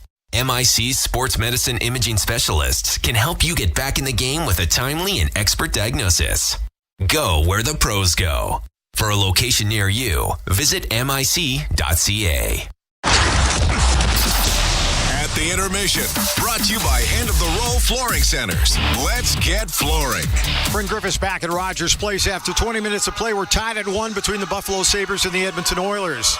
Let's take a look at the out-of-town scoreboard, brought to you by Pizza 73, the official pizza of the Edmonton Oilers. Lots of games happening today. In fact, let's talk about the ones that are going on right now as we speak. Other than this one other game has also completed one period. That's in Seattle, where the Kraken are hosting the Pittsburgh Penguins. No score yet to report in that one. It's 0-0. Here's what's coming up at 5 o'clock our time. Toronto on the road in Ottawa to play the Senators. The Montreal Canadiens are at home. They'll face off against the New Jersey Devils. Dallas Stars, after a sizable victory over Vegas last night, at home travel to St. Louis. They'll play the Blues coming up at 5 o'clock. Also, it's the Detroit Red Wings on home ice to take on the Tampa Bay Lightning. Elsewhere, two other 5 o'clock starts. The LA Kings are on the road in Columbus to play the Blue Jackets, and the Calgary Flames will tangle with the Wild, that one in St. Paul, Minnesota. Coming up at 5:30 our time, it's Carolina with some new faces in their lineup to play the New York Islanders on Long Island. San Jose Sharks tonight at 8 o'clock will host the Florida Panthers. Also an 8 o'clock start in Anaheim, the Ducks take on the Predators of Nashville. And also the Vancouver Canucks on home ice at 8 o'clock, trying to bounce back from a tough one here in Edmonton against the Oilers on Thursday night. This isn't going to be easy either, because it's against the Washington Capitals out there at Rogers Arena. The afternoon matchup that is complete, the Boston Bruins 3-1 winners today over the Colorado Avalanche. In the American Hockey League, the Oilers farm team in Bakersfield are on the road tomorrow. They'll be in Coachella Valley. That's a 6 o'clock start our time. And the Edmonton Oil Kings beat Moose Jaw 5-1 last night, but they're going to be taking on the Lethbridge Hurricanes here tomorrow at 6 at Rogers Place. That's your out-of-town scoreboard, brought to you by Pizza 73, the official pizza of the Edmonton Oilers. The second period's coming up at the Intermission is brought to you by End of the Row Flooring Centers. Let's get flooring. This is your Four Dealers NHL Hockey on the Oilers Radio Network. The Intermission has been brought to you by End of the Row Flooring Centers. Let's get flooring. The Edmonton Oilers Community Foundation 50-50, presented by Rogers, is back and bigger than ever. The largest 50-50 in sports offers early bird draws, bonus raffles, and a main jackpot, which is growing by the second. With over $100 million invested across oil country, your support directly helps kids, families, and communities in need. Maybe you'll be our next winner. Get your tickets right now at EdmontonOilers.com and help make oil country a better place. AGLC license number 696879. Our people, our team. It's what business owners almost always say is their most important resource. But strong businesses don't just find great people. They make sure their teams stay healthy, engaged, and performing at their best. A benefits plan from Alberta Blue Cross is more than just drug and dental. They support the whole person with flexible coverage levels that fit the size and circumstance of your business. Find a plan that gets results at ab.bluecross.ca. Blue-collar work deserves big-dollar perks. Get a heavy wallet with Heavy Metal Equipment and Rentals. Heavy Metal Equipment and Rentals is hiring heavy equipment technicians, maintenance supervisors, PM servicemen, maintenance coordinators, and pretty much every other position that makes Alberta go. We help move the earth that makes Alberta grow. So why not work for a company that makes your bank account grow too? Visit heavymetalequipment.ca to find your new career. Heavy Metal Equipment and Rentals, helping you move the earth. All games, all season. You're listening to the Oilers Radio Network. Cam Moon and Bob Stauffer, we are here at Rogers Place. Oilers and Sabres tied at 1. The Oilers 50-50 presented by Rogers. It's back with life-changing jackpots. Today's Feeding Oil Country 50-50 jackpot sitting $149,000 and climbing. Our next lucky winner could be you. Get your tickets now at edmontonoilers.com/5050. Thought the Oilers probably deserved a better fate than being at 1-1 after one. Outshot Buffalo 12-5. Probably about 6-2 in A-grade scoring opportunities. Buffalo got some blocks and some thwarts on some Oiler chances in tight. Kulich gets it into the Oilers zone to Peterka, behind the net to Thompson, but he's all tied up by Nurse. And the puck comes up the left wing to Janmark. He'll get it out to Kulak. Has it in front of the Buffalo bench. He'll get to center and shoot it in. Rims off of Janmark, goes to Nugent Hopkins. Back to the point, to Nurse's shot, tip, save, rebound goes to the side of the net, and it's Nugent Hopkins in the left wing corner. Back to the right wing point. Brett Kulak across the line, now to Connor Brown. Has to get it to sit down. Rims it to the left corner, Nugent Hopkins. Back to the point, Kulak shot, save made by Reimer, and he covers it up. 47 seconds into the second, we're tied at 1. Well, 2 good looks already for the Oilers, and the puck's been free and by the netminder, your old guy, the man you love, James Reimer, 3 or 4 times, and he's had a little bit of puck luck in today's game. Yeah, he has. Like, there's a lot of times that last sequence puck just ricochets right into the net. Face off to the right of Reimer. Power behind the goal. Samuelson off the left wing boards and out. The neutral zone. Tuck's able to shoot it in. It goes right to Evan Bouchard. To Podkolzin across to Draisaitl. Off his stick down the ice. It'll be icing against Edmonton. Alex Tuck scoring for the Sabres. 17 seconds later, it was Jeff Skinner, the former Sabre, tying it up for Edmonton.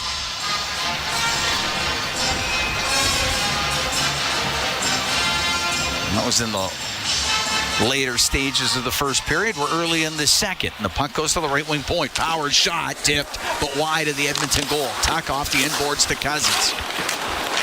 Cousins got it to the corner. There was Ekholm through the middle now to Podkolzin for Draisaitl. Buffalo's worked well back to the puck camp. Draisaitl turns it up, gets away from Cousins, weaves his way through center. Now in over the line, gives it to Arvidsson, cross-ice pass. Glances off a stick into the left wing corner to Podkolzin, now to Arvidsson, around to the right wing point. Bouchard, right wing corner to Draisaitl. Will come all the way up to the blue line with it. To Bouchard, went through his skates though. He's got to make that play. It's right there for him. Puck cleared, and Zucker out to center ice. Over to Cousins. Into the Oilers zone. He'll shoot it, and that's off his stick. Goes to the side of the Edmonton net, and Skinner will be able to cover it up, and we get the whistle. Leon takes 2 players over to the far side of the ice and swings a pass across to Bouchard, and he can't pick it up cleanly. He had a little room to go to the net. I mean, it has to be stated that Evan Bouchard the last 3 years in the playoffs has been exceptional. Yes, he's had the privilege of playing with Matthias Ekholm, or certainly the last 2 years, but he's the 3rd highest scoring player in the league in the playoffs the last 3 years. I think he'd be the first to tell you he's got more game than we've seen so far in the regular season. Icing against Edmonton. We'll do it again inside the Oilers. He is playing for a contract, and when he's on his game, in terms of being an elite offensive defenseman, pretty tough to argue that, you know. I mean, Cale Makar is just simply on another level because of the skating ability. Quinn Hughes, special player this year. Zach Werenski's having a tremendous campaign. But Bush is special offensively. Face off to the right of Skinner. It goes to the line. Yoki Haru on the right wing point. Tipped on net. Bad save made by Skinner. He's got the right pad out there at the last second on the redirection. Centered, and it goes right to Corey Perry of the Edmonton Oilers, and able to get it out. Comes back to Perry, though. It's inside the Edmonton blue line. Fires it right up the middle. And then taking it on the left wing was Hyman. Couldn't get the puck in, and it's Krebs the other way. He'll drop it to Benson into the Oilers zone. Benson, top of the circle. Cycles the puck. Gave it to Quinn. Now across the one-timer, and Dahlin put it off the outside of the Oiler net. They're clearly going for side-to-side plays on Edmonton. Up the middle it goes to Hyman. Comes into the Buffalo end. Goes to the left wing corner. Ties up with Bowen Byram. It's poked loose. You watch this defense and you argue, how are they not better? Puck hits the referee. It's going to stay in. Gets to the middle and unable to get a shot with Stature or Skinner, and the puck comes out. Well, Cooley did a great job working back to the puck there. Now Nurse pokes it ahead right to the goaltender Reimer. He'll cover it up. 3:15 gone here in the second. We're tied at 1. Oilers here at Rogers Place Monday night against Seattle. Kraken have got Pittsburgh there today. Some whispers out there about Pittsburgh. Oh, really? Yes. Possible movement? Is this what you speak of? Potentially. Okay. Keep our eye on that. We'll see. Face off to the left of Reimer.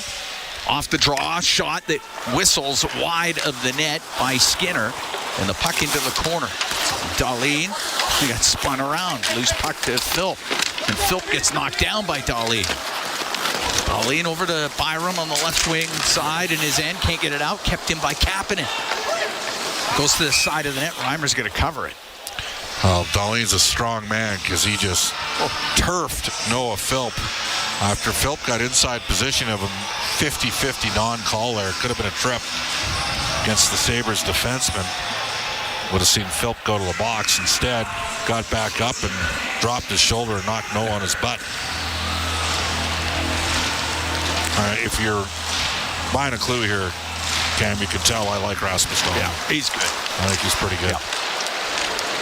Puck bounced out of the Buffalo zone. Cousins across to Tuck. Into the Oiler end on the right wing. Stops in the top of the circle. Towards the net. Deflected save made by Skinner. And Zucker with the redirection at the side of the net. Got it to go on goal and up. And Skinner made the save, held on. Well, Zucker's always had good offensive instincts. You know, he played all those years in Minnesota. And signed here in a one-year deal. 16 goals and 35 points in 46 games. 9 seasons with the Minnesota Wild organization. Puck back to the point. Power on the right. He'll go across. No quick shot off the left wing by Tuck. Off a stick and out of play.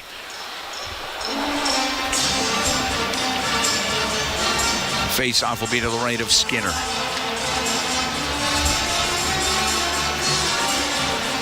Oil Kings are here tomorrow against Lethbridge. 6 o'clock game at Rogers Place. Handled Moose Jaw 5-1 yesterday evening. In a score that probably flattered the Moose Jaw Warriors. Oil Kings are very good. Well, the shots were 34-6 after 2 periods. Yeah, that tells the story there. Bryson shot high and wide, but goes into the right corner. Now set back to the right wing point. Mallenstein will snap it wide of the Edmonton goal. Lafferty in the left wing corner. Now to McLeod. McLeod's pass to the point, picked off by Arvidsson. Will go across to Podkolzin, down the left wing, into the Buffalo zone. He'll stop his pass to the point, and that's knocked away by McLeod.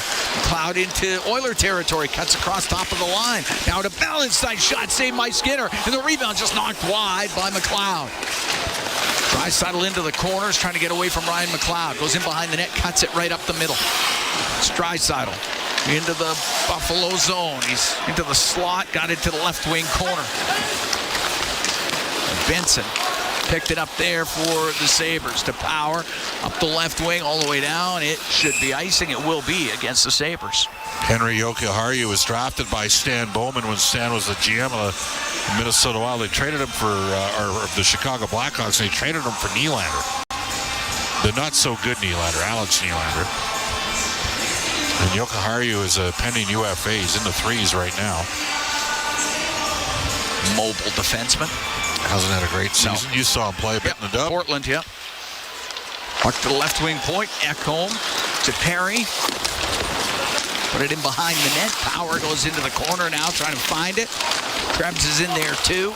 Corey Perry for Edmonton. It comes to the point. Ekholm walks in. His shot, just off the arm of Reimer and wide. Hyman has it in the right wing corner. It's checked on the play. Krebs will bring it out for Buffalo.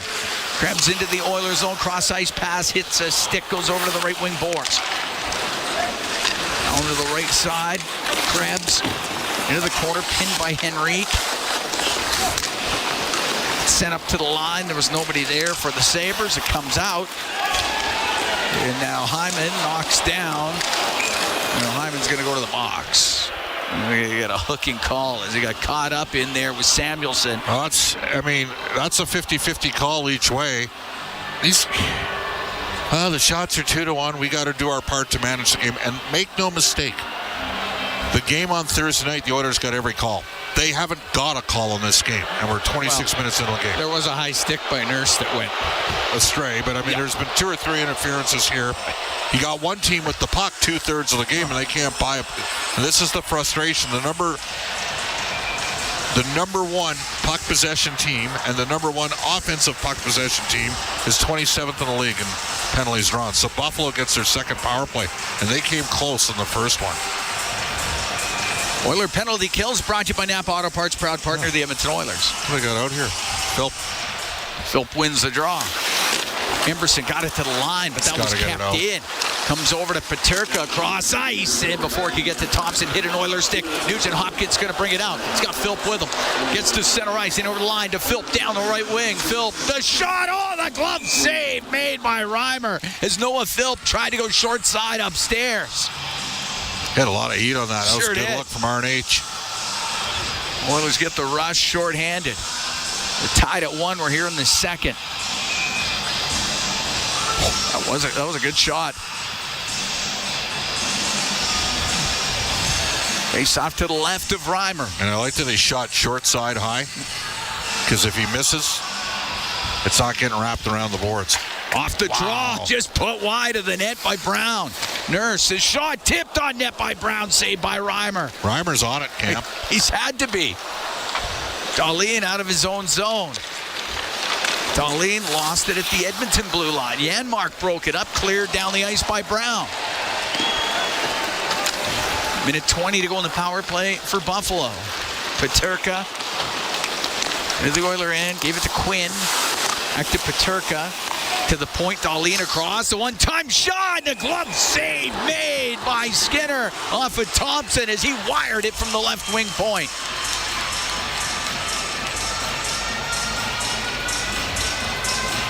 We're going to face off inside the Oiler end. And it's a good thing there wasn't a rebound. Zucker was right in front of the Edmonton net.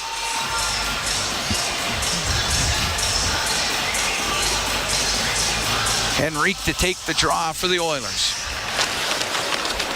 Ties up, the shot, the save by Skinner. Got it with a left pad.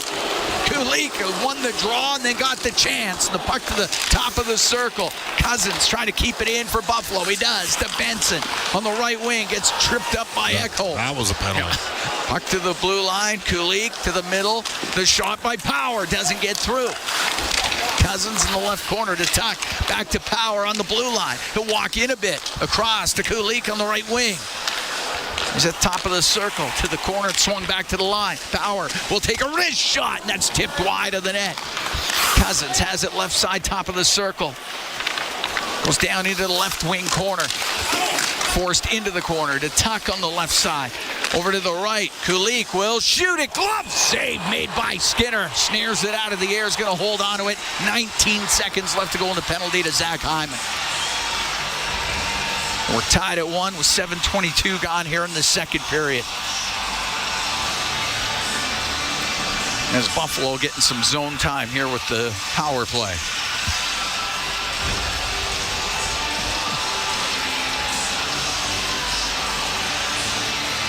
Face-off will be to the left of Stuart Skinner. Shots now 19-14 in favor of Edmonton.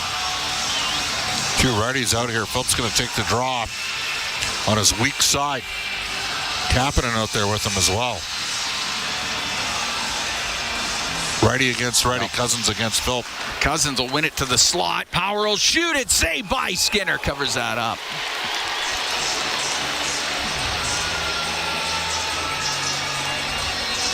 All right. They've got 5 shots in this power play. In fact, they've got all their shots in the game on the 2 power plays that they've. Yeah. Face off to the right of Skinner. 15 seconds left to go in the penalty to Hyman. Tied at 1, the Oilers and the Sabres. Puck back to the left wing point. Power on the boards to Cousins. Into the corner to Tuck. Tuck centering it. It goes off a Nurse. Comes in front of the goal. And Philp got it to the boards. It comes back to Power on the point. He'll shoot it wide. Off the inboards. Put towards the net by Kulik. And fought off by Skinner. Penalty over. Kulik, one-timer, scores. Yuri Kulik got the pass from Power. The penalty had expired. And the Sabres have a 2-1 lead. Well, unfortunately, Noah Philp lost back-to-back draws out on the PK, and the Oilers were running around a bit, and Kulik got 2. He can shoot the puck. He got 2 chances to hammer it. Buffalo's 1 for 2. Well, they're 0 for 2 on the power play, but really they're 1 for 2 because that second one's the power play. I mean, the shots were 19-9. They got 8 shots in that sequence. And I'd say the officials, if I'm going to hazard a guess here, you might see Edmonton get the next power play call. I've been wrong before. But these things tend to even up in games, and Kulik with a good finish. It's 9th of the year.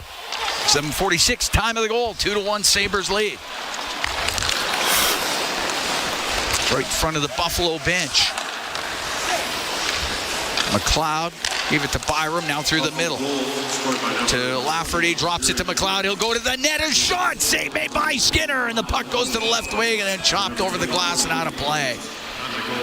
We're going to take a break. Buffalo up 2-1 on Edmonton. 8:08 gone here in the second period. From Rogers Place, it's Ford Dealers NHL Hockey on the Oilers Radio Network.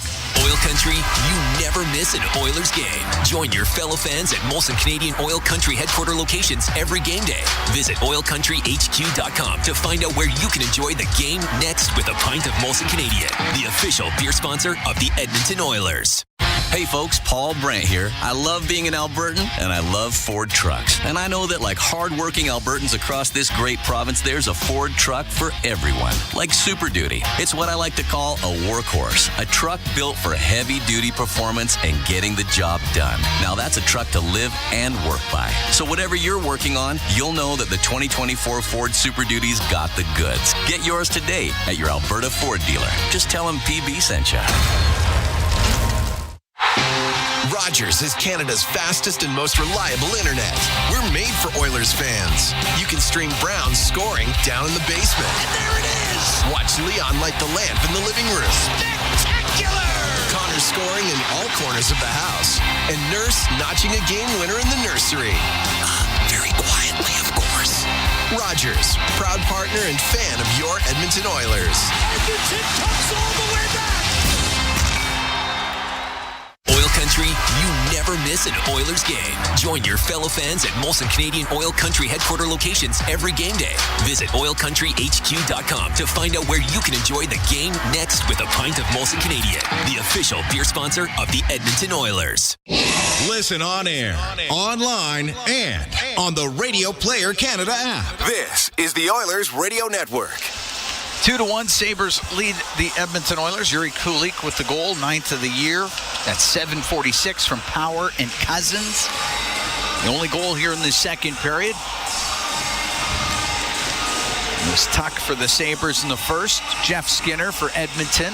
Edmonton had a better first period than I thought they were gonna. Outshot Buffalo 12-5. Buffalo's probably got 10 of their 18 shots in this game on their 2 power plays. Edmonton's yet to have a power play in this game. Look out. Off the draw, quick shot, and the save made by Skinner as Thompson was able to get that puck in the slot area, turn and fire it on net. The Oilers were winning all the draws, Cam, in the first period. Buffalo's rung off about 4 of the last 5, and the end result here is they've tilted the ice a bit.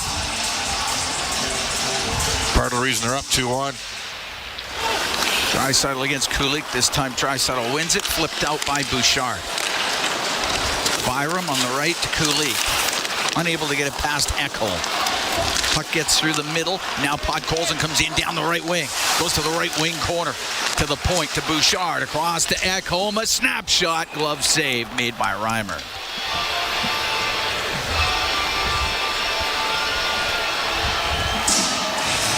Last game of the road trip for the Sabres. Lost in Calgary, won in Vancouver. Lost in Seattle.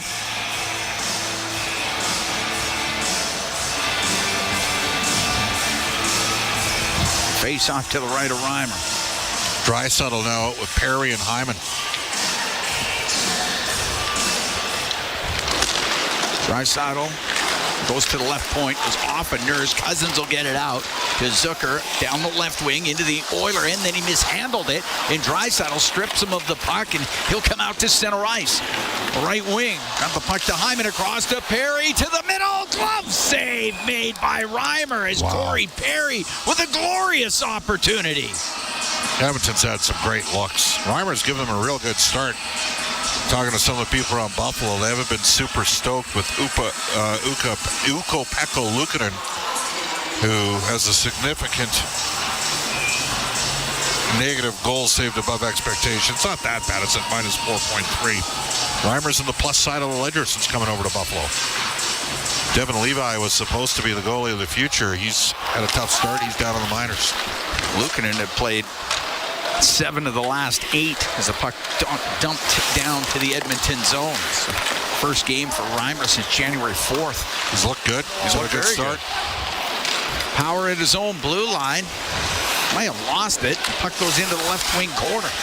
After it is Connor Brown.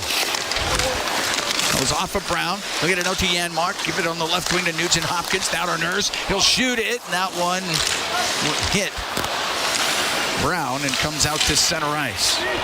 McLeod squeezes in over the Edmonton blue line, and now through the middle, the shot by Krebs. Good save made by Stuart Skinner. Krebs on the left wing. Gave it to Quinn. He'll dump it in behind the Edmonton net. 2-1. Sabres lead here in the second. Penalty coming up to Buffalo as Krebs in on the forecheck. A little too aggressive. It'll be a holding call, and the Edmonton Oilers about to get their first power play of the afternoon. Oilers power play. Got Vancouver, went 2 for 4 in that game. Oilers power play is 7th in the league at 24.8%. Buffalo's penalty killing 20th at 77.4. But it's a penalty. He's got the one hand inside, the other hand on him, and Stetcher kept his feet moving as well, which often helps induce the call. Power play. It's brought to you by ATCO Energy, your trusted energy retailer. Learn more at atcoenergy.com. Face off to the right of Reimer. Draisaitl wins it clean. Right back to Bouchard. He'll walk in. He'll get it across on the right side to Nugent Hopkins, to the blue line to Bouchard. Shoot the puck. Down the left wing to Skinner. Back to Bouchard. Bouchard to Jeff Skinner. 2 opportunities to bomb it, and they pass off. Skinner has it on the left wing. He's top of the circle to Bouchard. Forced on the left wing boards to Jeff Skinner. Swept it across the top of the circles. Nugent Hopkins will just keep it in. It goes back to Bouchard. Oilers able to keep it alive. Now to Draisaitl on the right wing. Oilers down by 1 in the second to Bouchard. To Draisaitl. He's on the right wing point. Draisaitl brings it to the middle slowly. Stops. Goes down the right wing. Gives the puck to Nugent Hopkins. To Draisaitl. Draisaitl. Down the right wing, into the right wing corner, to the right point. Bouchard wasn't there yet. That's why you shoot the puck. And it goes all the way down the ice. You don't sit there and 5 seconds into the power play, have 2 opportunities to put it to the net, and don't. Now you're at a minute, you haven't got a shot on goal yet on the power play. On the left wing at center ice, Draisaitl into the Buffalo zone to Jeff Skinner.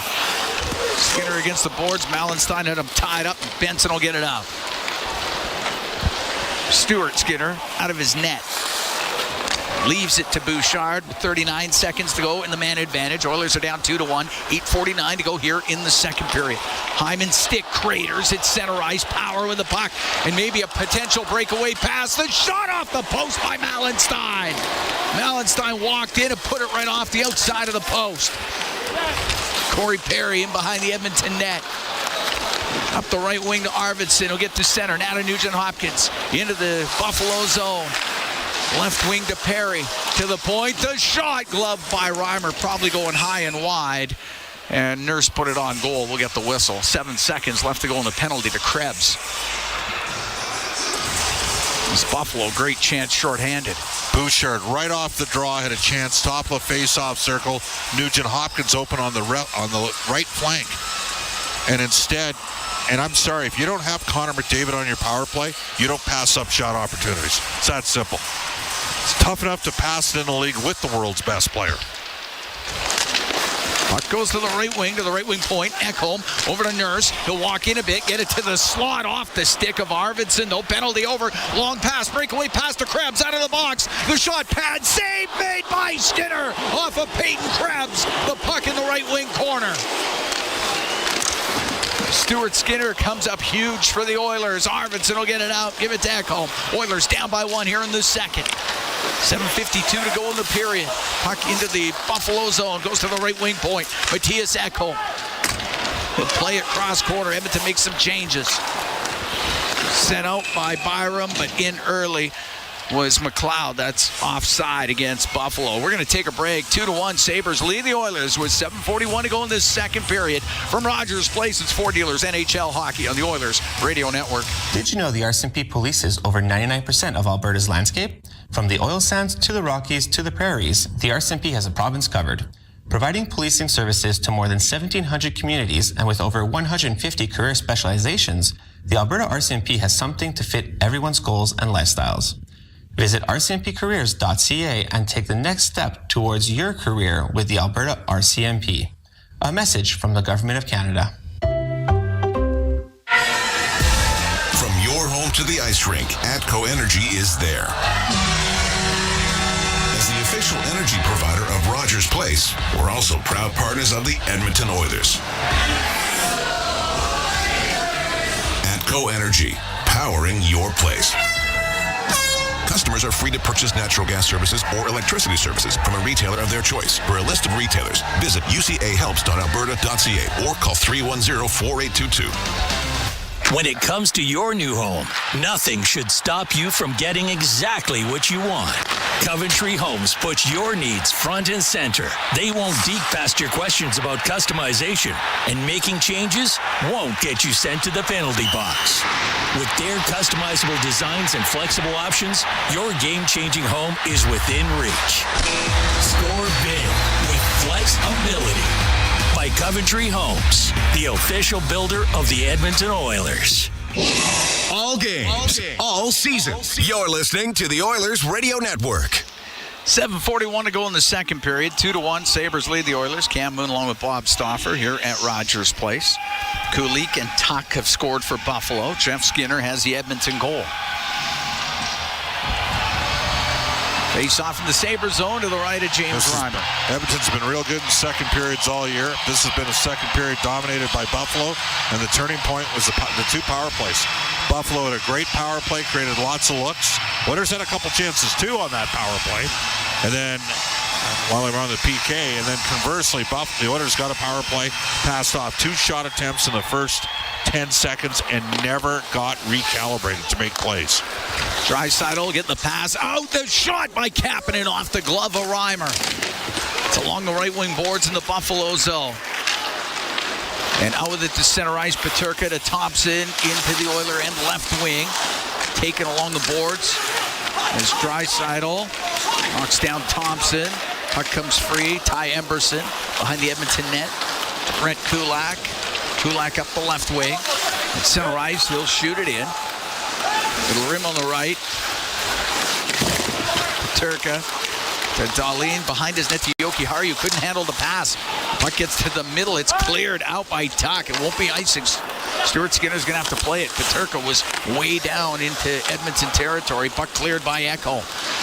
Bounces it to the Buffalo blue line. Nugent Hopkins, nice little pass to Kapanen, and he'll make a play. Go in behind the net. He'll try to wrap it. Loose puck. Scores!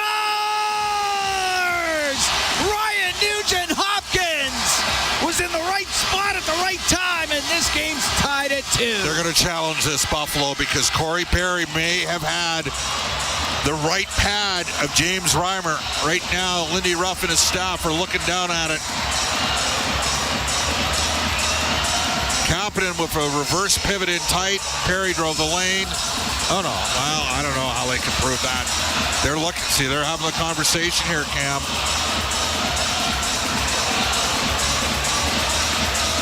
They are going to look at it. Nope. Maybe not. That's a goal. I mean, a great play by Kapanen.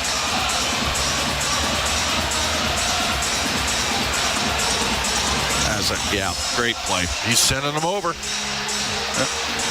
Nugent Hopkins, 14th of the year at 13-20. He's tied the game up at 2.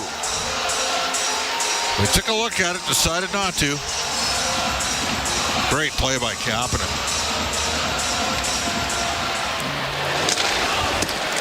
He's got a couple of assists in this game, Cam. Well, he should have a couple of assists. Got one for sure. Oh, look out. Puck in behind the Edmonton net. Nugent Hopkins up the right wing boards, off the stick of Dahlin. It goes to Janmark. He'll give it to Nugent Hopkins. He'll come flying down the right wing into the Buffalo zone. Stops up. Got checked by Dahlin as he rushed back into the zone. Dahlin will clear it out. Kapanen and Ekholm get the assists on the goal by Nugent Hopkins, tying this game at 2. Janmark down the left side into the Buffalo zone, and Nugent Hopkins to the point. Nurse shot, save made by Reimer. Boots it out to the slot, high slot area. Krebs to center. He'll shoot it in. Comes around to Brett Kulak, directed it right back out to Connor Brown. Into the Sabres zone. Stops on the right wing, lost the puck. Goes to the line. Henry kept it in to Brown. Brown on the right wing, and his pass hits a stick, comes out. Bouchard to Henrique. Center ice now to Jeff Skinner. Skinner turns it up. Puts it in on the right wing. Moves the puck to Zach Hyman. Back to the line. Bouchard shot. Whistled it wide of the net. Kulak pumps it back in behind the net to Skinner. On the right side to Hyman off the outside of the goal. Skinner can get it back to the point. Right wing for Bouchard. Across to Kulak, but it comes over the line and out. Kulak in the neutral zone. Looks through the middle for Hyman. He's going to the net. Got knocked down on the play. It goes in behind the goal. Crowd reacts to the non-call. Cousins out with it for Buffalo. Down the left wing to Mallenstein. Trying to get it into the left or in front of the net. Tuck to the left wing point. Tuck pulls it off the left wing boards over to Power to the left side. Quick shot, and that's off a stick. Is unable to get it through with Samuelson. Puck to the left wing point. Zucker down the left side to Cousins. Over to the right wing. Now over to Tuck. His shot wide of the Edmonton net. Samuelson in the corner to Tuck through the slot. There was nobody there for the Sabres. It goes down the ice. 4:20 to go here in the second. Tied at 2. Oilers and the Sabres. Power through the middle. It's pass. It's in behind McLeod.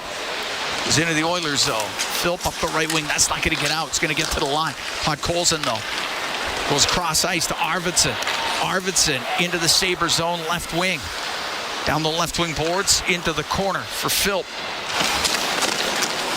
In came Dahlin, was able to poke it free. McLeod in the corner, and now Podkolzin comes in to break things up. Byram has to recover it up the left side. Owen Byram to center ice to Dahlin. That goes by him. It's inside the Edmonton zone. Brent Kulak up the left wing. Through the middle, off of Philp, down into Buffalo territory. Dahlin will go in behind his net. Dahlin up the left. That one past Krebs. It'll be icing against the Sabres. 3:19 to go in the second period. Oilers and Buffalo tied at 2.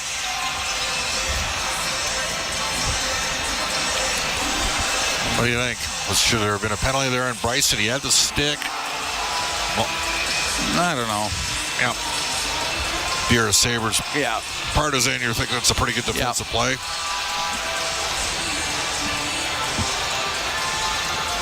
Yeah, little desperation on Bryson's part. It's probably fine. Puck to the left wing point. Nurse to the right side. The one-timer by Draisaitl doesn't get through. Partially blocked by Krebs. Krebs to the line. Oh, Kapanen kept it in. Knocked it out of the air. Draisaitl walks it across the blue line to the right wing. Behind the net to Perry.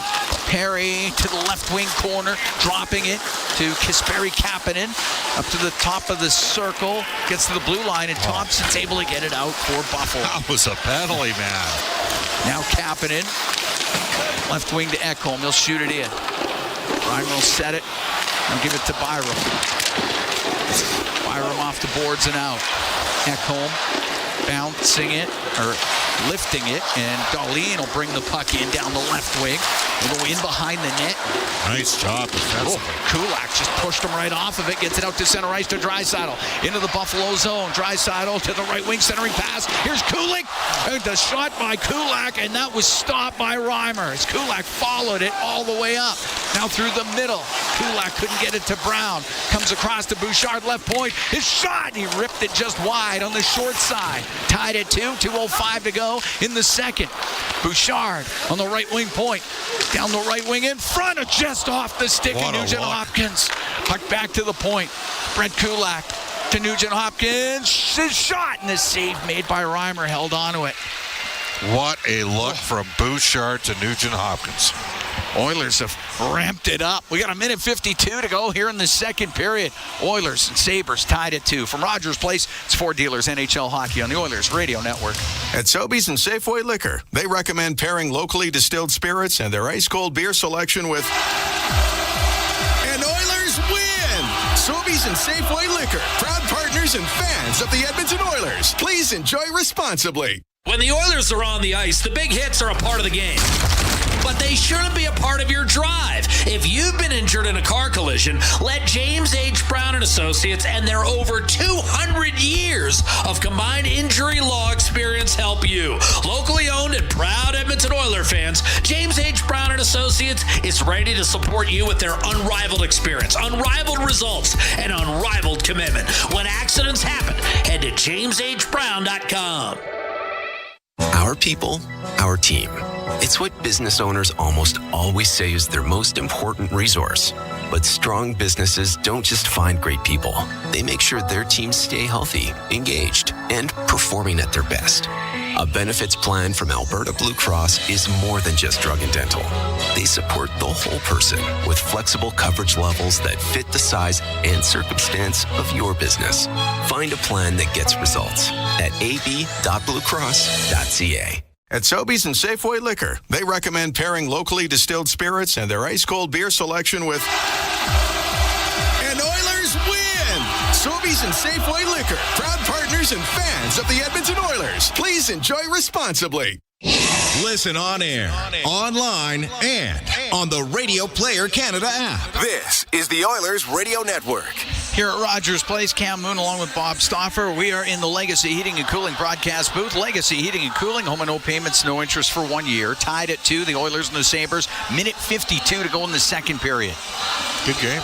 It's a very good game. You can see the skill that Buffalo has. Youngest team in the NHL. They do have a couple RFAs. Jack Quinn's an RFA forward out of the Ottawa 67s. And then the other guy is Bowen Byram. Shot by Bouchard, gloved by Reimer, off the left wing point. And the problem for Byram is Dahlin's going to be on the first unit power play. Now, if you're a team looking for a guy that can drive play from a second defense pairing, that would be Byram. The problem is that keeps the price down if you're not on the first unit power play in terms of what you can get for salary. Skinner tried to get it in front of the net. Cousins can't get it out for the Sabres. Now off the left wing boards. Comes to center ice for Tuck. Through the middle and the backhand. Samuelson to the Oiler end on the right wing. Pinned by Kulak. Samuelson then lost the puck to Kulak for a moment. That goes in behind the Edmonton net. Out of the right wing for Samuelson. From the angle, the save made by Skinner. Left wing, Zucker back to the left wing point. To Power. Power to Jason Zucker. His shot, and that one partially blocked. Went off of Jeff Skinner, and it's in behind the net. Tuck back to the line. Last minute here in the second. Tied at 2. Zucker across the Edmonton blue line. Over to Owen Power. He'll shoot it. Save made by Skinner. He held on. 50 seconds left here in the second period.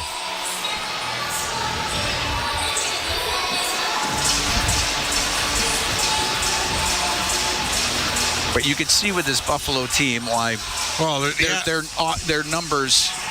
The numbers would suggest they should have a better team than they are. Analytically, they're not a team that should have lost 13 games in a row. Again, they didn't have Dahlin for 8 of those games. He's a pretty important player for them. Puck cleared out. And Bowen Byram inside his own end. On the left to Dahlin. Dahlin weaves his way into the Edmonton zone. A shot blocked by Ekholm. Goes to the left wing corner. Rip it around on the right side. And it goes to the right. And it's Quinn. Jack Quinn, top of the circle, and lost it. And it's cleared out by Draisaitl with 21 seconds to go here in the second period. Inside his own blue line, Nurse to Draisaitl. Over to Matthias Ekholm. Bounce it into Buffalo territory. Turned up by Bowen Byram. Up the left wing, off the stick of Quinn. Goes deep into the Edmonton end. Stuart Skinner has it on the end boards. Second period will end. And just like we were after 1, this time tied. We're tied at 1 after 1. This time tied at 2 after 2. Yeah. Setting up for a good third. Should be. It's been a good game. Both teams have played hard. Yeah, no, it's been a good hockey game so far. Reimer's made some saves. Skinner's made some saves. There's been some ebbs and flows. 17 shots on goal for Buffalo in that period. Edmonton got 16. Even Steven threw 2. Good hockey game. Been a good hockey game. Tied at 2. We're through 40. Kulik scored for Buffalo in the second period. It was Nugent Hopkins for Edmonton. Tuck had scored in the first for the Sabres. It was Jeff Skinner for the Oilers. We're all tied up at 2. And now in the win a game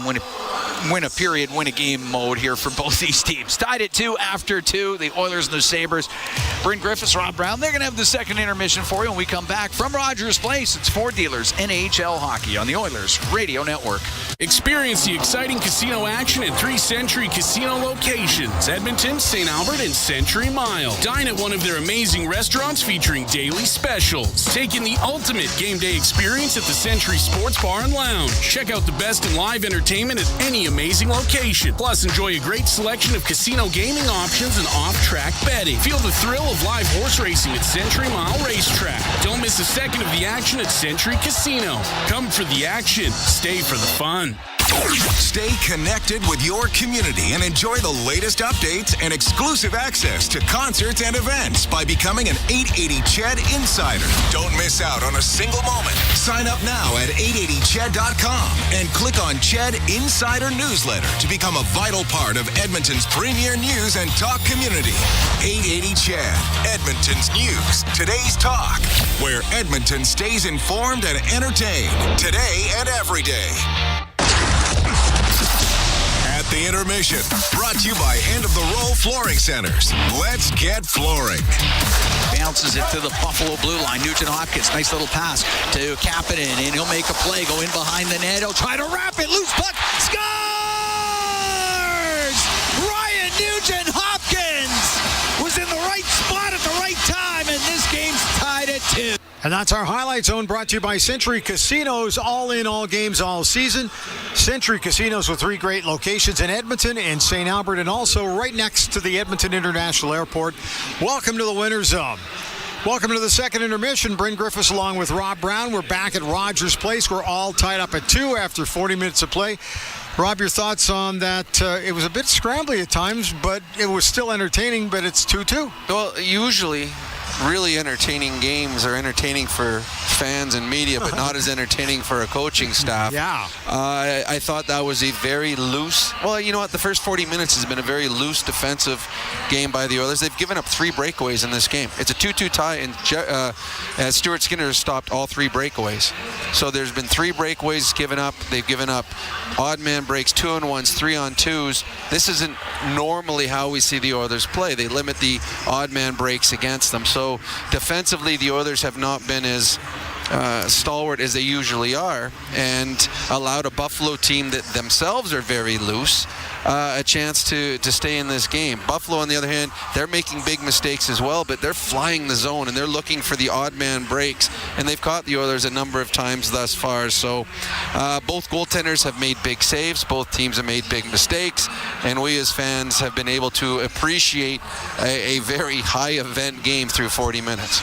So let me ask you this. Fans at home listening or watching the game, they're thinking, all the Oilers have to do is tighten it up in the third period. Is that easier said than done in a game like this one? No. I mean, you have, as a team, you have core values as a team. You have a base that you expect to play each and every night. Now, everything doesn't always go as planned. There's bounces, there's bad luck, there's referees that can create a difference in the way the game wants to be played. But there's cores that you just always fall back on, and it's being sound defensively, making the easy play, not pinching when you shouldn't, not cheating, being the proper side defensively, getting pucks in deep, getting pucks out. Those are things that you can do, and it's easy to turn those on. It just work, and it's focus. And sometimes the work ethic isn't as high as it could be, or the focus isn't as good as it should be. Both teams right now are thinking, okay, the coach will say, let's tighten up in the third period. We're just one shot away. Right. And both teams will talk about it. It'll be whichever team comes out and executes a little bit better. But this is a game, the Oilers are the better team, and the standings show that.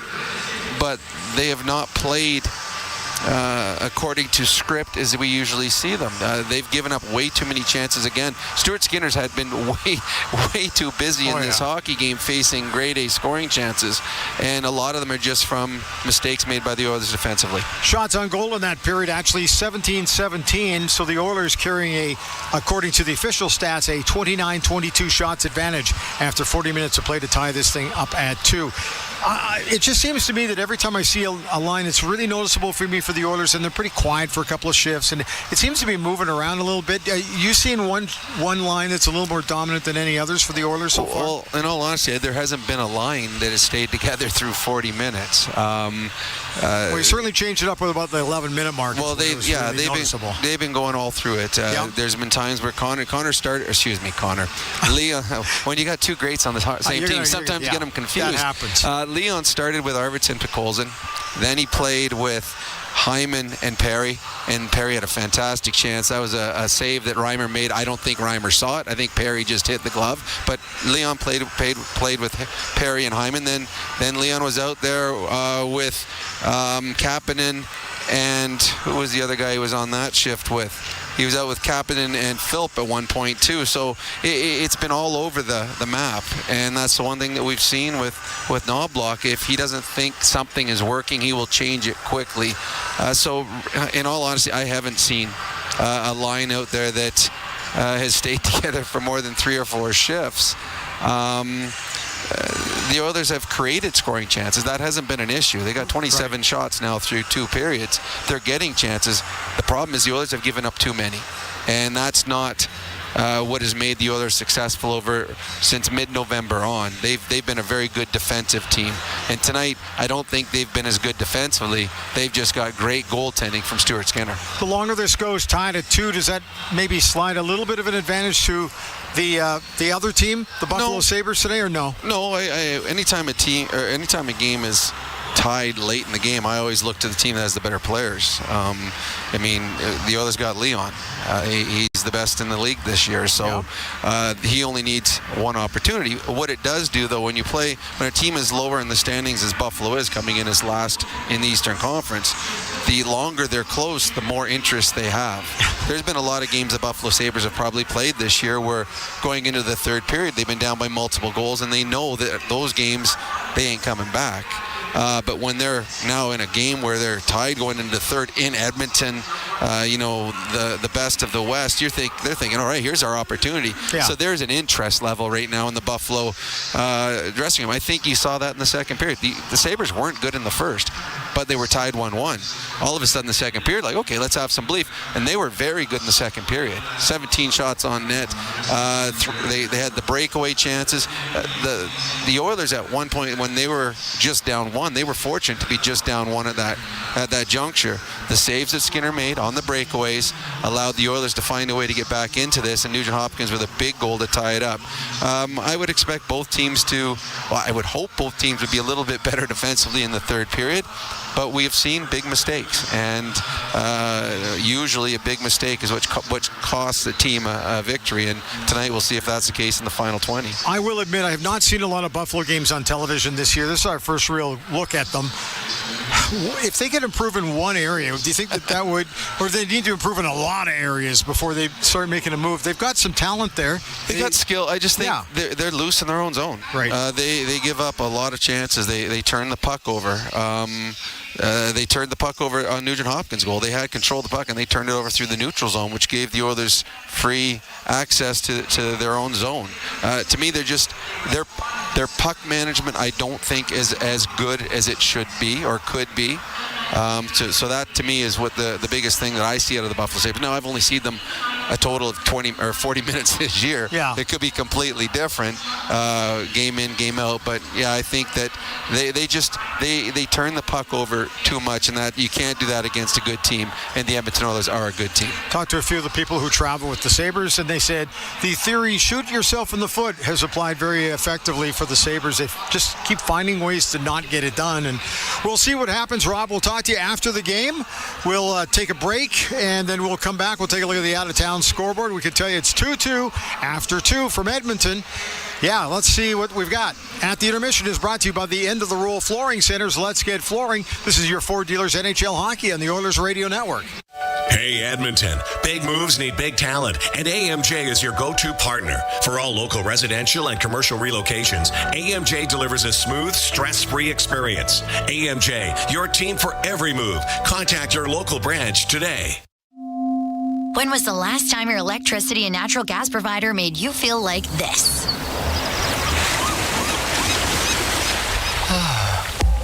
Low rates, no strings attached, year-round perks, and local energy experts who always have your back with Encore by Epcor. Find that carefree energy feeling at encore.epcor.com/carefree. Customers are free to purchase natural gas or electricity services from a retailer of their choice. For a list of retailers, visit ucahelps.alberta.ca or call 310-4822 toll-free. Tired of skyrocketing energy bills? Switch to clean, affordable power with Horizon Solar. Whether you want to cut costs, go green, or increase your home's value, Horizon Solar has you covered with tailored solar energy solutions. With current government incentives, there's never been a better time to make the switch. Own your power, control your bills, live sustainably. For your free assessment, call Horizon Solar today or visit horizonsolar.com to get started. Horizon Solar, where going green makes sense. Hey, Edmonton. Big moves need big talent, and AMJ is your go-to partner. For all local residential and commercial relocations, AMJ delivers a smooth, stress-free experience. AMJ, your team for every move. Contact your local branch today. With Global News, I'm Thomas Dias. The union representing some 750 employees at Canadian National Railway says it will go on strike Tuesday unless a negotiated settlement is reached. The International Brotherhood of Electrical Workers says it's given CN a 72-hour strike notice backed by a 95% strike mandate as it pushes for better work-life balance and higher pay. The employees work in signals and communications. CN says it has a contingency plan in place. The Canadian Food Inspection Agency has recalled certain types of Century brand tuna sold across the country. The recalled products are 180-gram cans of Century brand light tuna flakes in hot and spicy sauce, along with Century brand flaked light tuna, hot and spicy style. The agency says both products were found to contain wheat, which was not listed in the ingredients. And thousands of Palestinians gathered in the occupied West Bank city of Ramallah to celebrate the arrival of buses carrying 200 Palestinian prisoners who were exchanged for the release of 4 Israeli soldiers earlier today. News on demand at 880ched.com. Hey, Paul Brandt here. You know what I'm a fan of? Alberta. The wide open spaces, the highways and byways, and a rugged, beautiful terrain that I'm proud to call home. Maybe that's why I'm also a fan of my Ford F-150. It's tough, capable, and smart, which makes it a natural fit for roads like these. So if it's a new truck you're looking for, look no further than the truck Albertans love to drive, F-150. Head into your Alberta Ford dealer and tell them PB sent you. Hey, Edmonton, ever think about who gets your hard-earned money when you buy groceries or gas? For all you know, it could be buying a second yacht or private jet. But at Co-op, they put it right back into the community. That's because they're owned by 120,000 everyday Edmontonians, not a corporation. Feel good about where your money goes when you shop Co-op. Visit in-store for details. Hey, hockey fans! Hard rubber works well on the ice rink, but not so good on frozen roads. Atturo tires are engineered with that in mind. Scientifically designed tread patterns, along with resilient rubber compounds, allow Atturo tires to grip well in the cold of winter, while providing excellent traction and long tread life through year-round conditions. Atturo has the all-weather tire for you. Available at Action Car and Tire, Point S, and tire shops everywhere. Find a dealer near you at atturo.com. At the intermission, brought to you by End of the Roll Flooring Centers. Let's get flooring. Bryn Griffiths back at Rogers Place after 40 minutes of play. It's a 2-2 tie between the Buffalo Sabres and the Edmonton Oilers. Let's take a look at the out-of-town scoreboard brought to you by Pizza 73, the official pizza of the Edmonton Oilers. Other than this one, got to tell you, we had one final score earlier. It was 3-1. Boston Bruins beating the Colorado Avalanche. Morgan Geekie with 2 goals in that one. David Pasternak with a goal and 2 assists. Other than this one, there is a game going on right now, and they are just getting into the third period in Seattle. The Kraken with a 2-1 lead on the visiting Pittsburgh Penguins. Lots of games going on tonight. These are your 5 o'clock starts. Toronto is at Ottawa. The New Jersey Devils travel to Montreal. St. Louis Blues at home to take on the Dallas Stars, and the Detroit Red Wings will be hosting the Tampa Bay Lightning. There's two other games that start at 5. We have Los Angeles playing the Blue Jackets in Columbus, and the Calgary Flames are in Minnesota and St. Paul to take on the Wild. 5:30 our time, it's Carolina in New York to play the Islanders.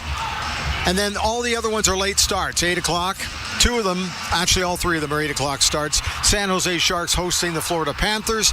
The Ducks at home to take on the Nashville Predators. And then another game we'll all be watching, the Vancouver Canucks at home trying to bounce back after a tough loss to the Oilers the other night. It isn't going to be easy, so Washington Capitals will be the visitors for that one. American Hockey League Oilers farm team from Bakersfield not playing tonight. They'll be back at it tomorrow night, 6 o'clock Edmonton time. They'll be taking on Coachella Valley. And in the Western Hockey League, the Edmonton Oil Kings beat Moose Jaw 5-1 last night here at Rogers Place. Another game at Rogers Place coming up tomorrow at 6. The Lethbridge Hurricanes will be here to take on the Oil Kings. That's your out-of-town scoreboard brought to you by Pizza 73, the official pizza of the Edmonton Oilers. The third period is coming up. The players are coming on the ice. At the intermission is brought to you by End of the Roll Flooring Centers. Let's get flooring. This is your Ford Dealers NHL Hockey on the Oilers Radio Network. At the intermission has been brought to you by End of the Roll Flooring Centers. Let's get flooring. At Sobeys and Safeway Liquor, they recommend pairing locally distilled spirits and their ice-cold beer selection with... And Oilers win! Sobeys and Safeway Liquor, proud partners and fans of the Edmonton Oilers. Please enjoy responsibly. Get ready to live sky high. Sky Signature Suites offers remarkable units for rent, featuring sophisticated floor plans, designer finishes, resort-like amenities, and breathtaking views. Situated in the heart of Ice District, Sky is the address for socializing, dining, entertainment, and fun. A building like no other in a location like no other. Visit SkySignatureSuites.com and make your home high above the ordinary. You might think it's crazy to put so much of our in-stock flooring on sale during the Big One clearance event, but it's not. Here's why. Even end-of-the-roll flooring centers only have so much room, so we need to clear out what's already here to make room. It's not just a sale, it's our biggest sale. It's why we call it the Big One. We're not crazy. Our prices just make it look that way. The Big One clearance event on now for a limited time at end-of-the-roll flooring centers. Let's get flooring. 12870 St. Albert Trail and now open at 580 Parsons Road Southwest. At Sobeys and Safeway Liquor, they recommend pairing locally distilled spirits and their ice-cold beer selection with... And Oilers win! Sobeys and Safeway Liquor, proud partners and fans of the Edmonton Oilers. Please enjoy responsibly. All games, all season. You're listening to the Oilers Radio Network. Here at Rogers Place, Oilers and Sabres tied at 2, getting ready for the third period of play. Cam Moon along with Bob Stauffer. Oilers 4-2-0 when tied after 2 periods. Sabres are 2-6-3. And it'll be Nugent Hopkins with Brown and Janmark. Nuge has got the game-tying goal. He's had a tough game in the circle, just won a 6 through 2 periods. Oilers, that being said, still have won the majority of the draws.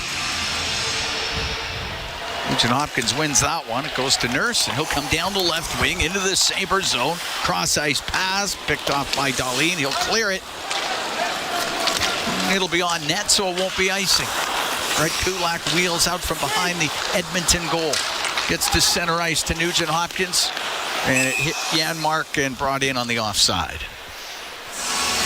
So we're 20 seconds into this third period. You know, I don't mean to be the master of understatement, but the Oilers, and we're lucky to cover a team like this on a nightly basis. I mean, this has been basically a 50-win-a-season team for the last 3+ years. And even if you factor in the 2021, Canadian, they won 35 games that year in 56.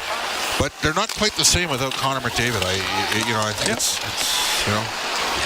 There's something to be said. Puck comes in front of the Sabre net, but over on the left wing now. And Samuelson will get it up the left wing boards. Zucker with it now at center ice. To Cousins at the Edmonton blue line. Lost it. Perry to center. Now to Draisaitl. Got knocked down. Perry then swats it out of the air, and it goes into the left wing corner. To Kapanen. Back to the point. Ekholm. Left wing corner. Perry goes after it. Owen Power in there for Buffalo. Up the right wing to Tuck. He won't get it out. Will come across, and Zucker has it on the left wing. Bounce it into the Oiler end.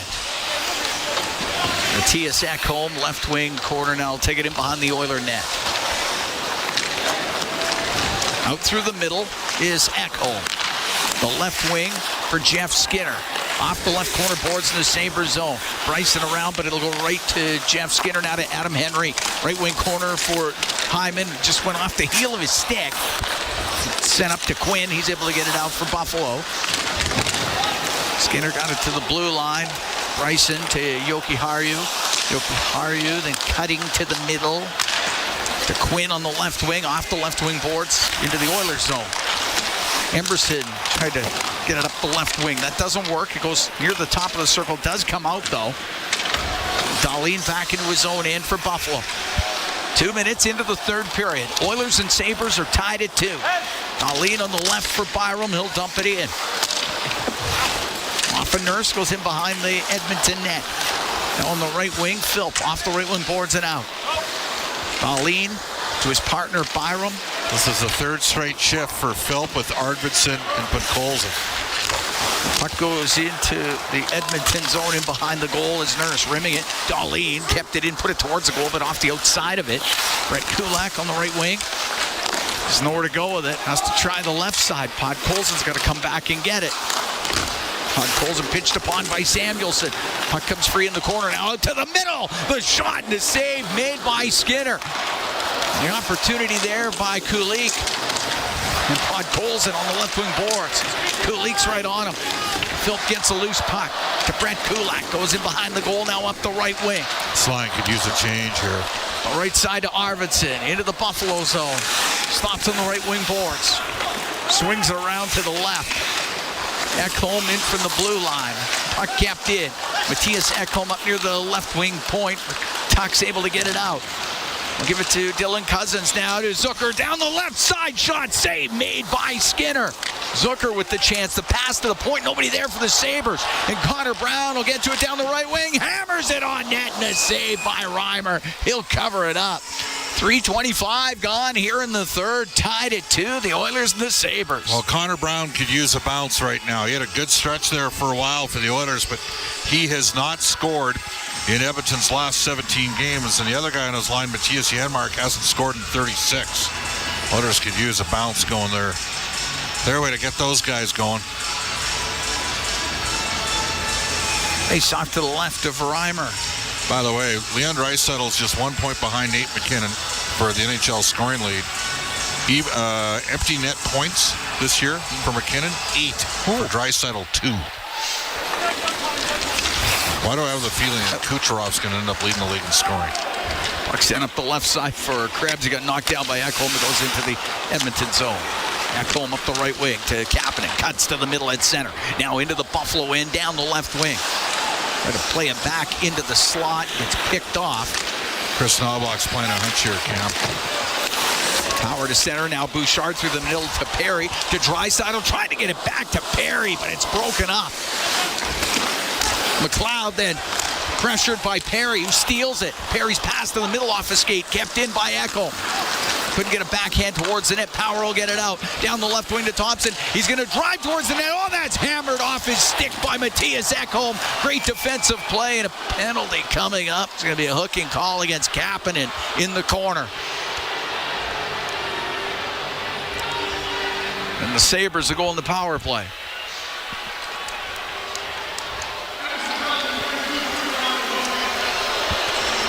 Kapanen for the hook. It was right after Matthias Ekholm made a great defensive play.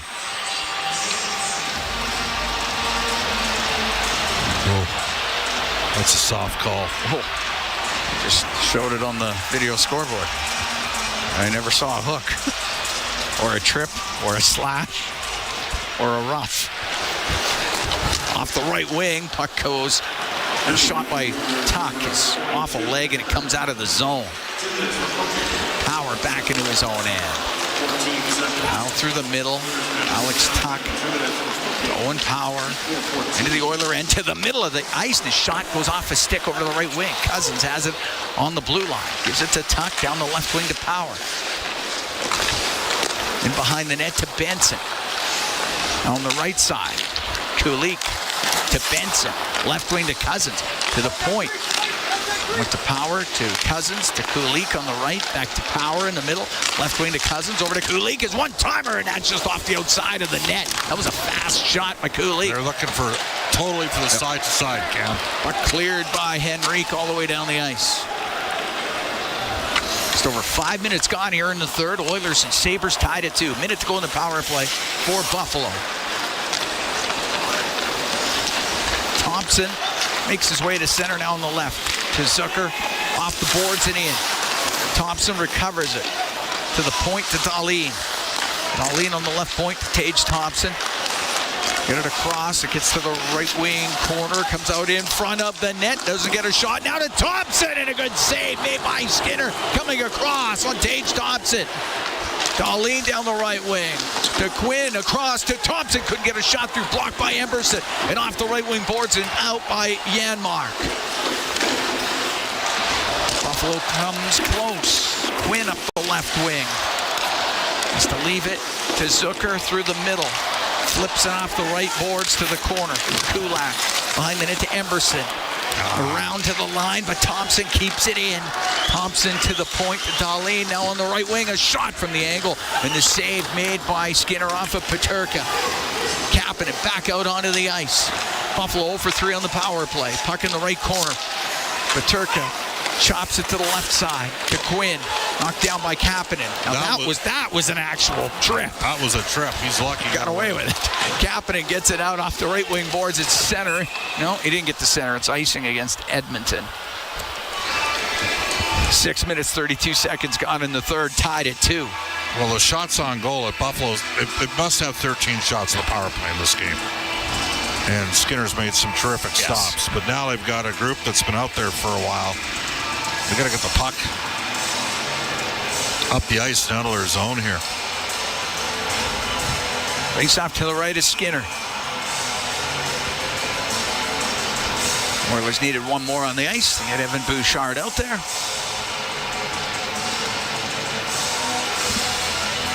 Janmark taking the draw against Ryan McLeod. They tie up. McLeod gets the puck himself to the point to Byram.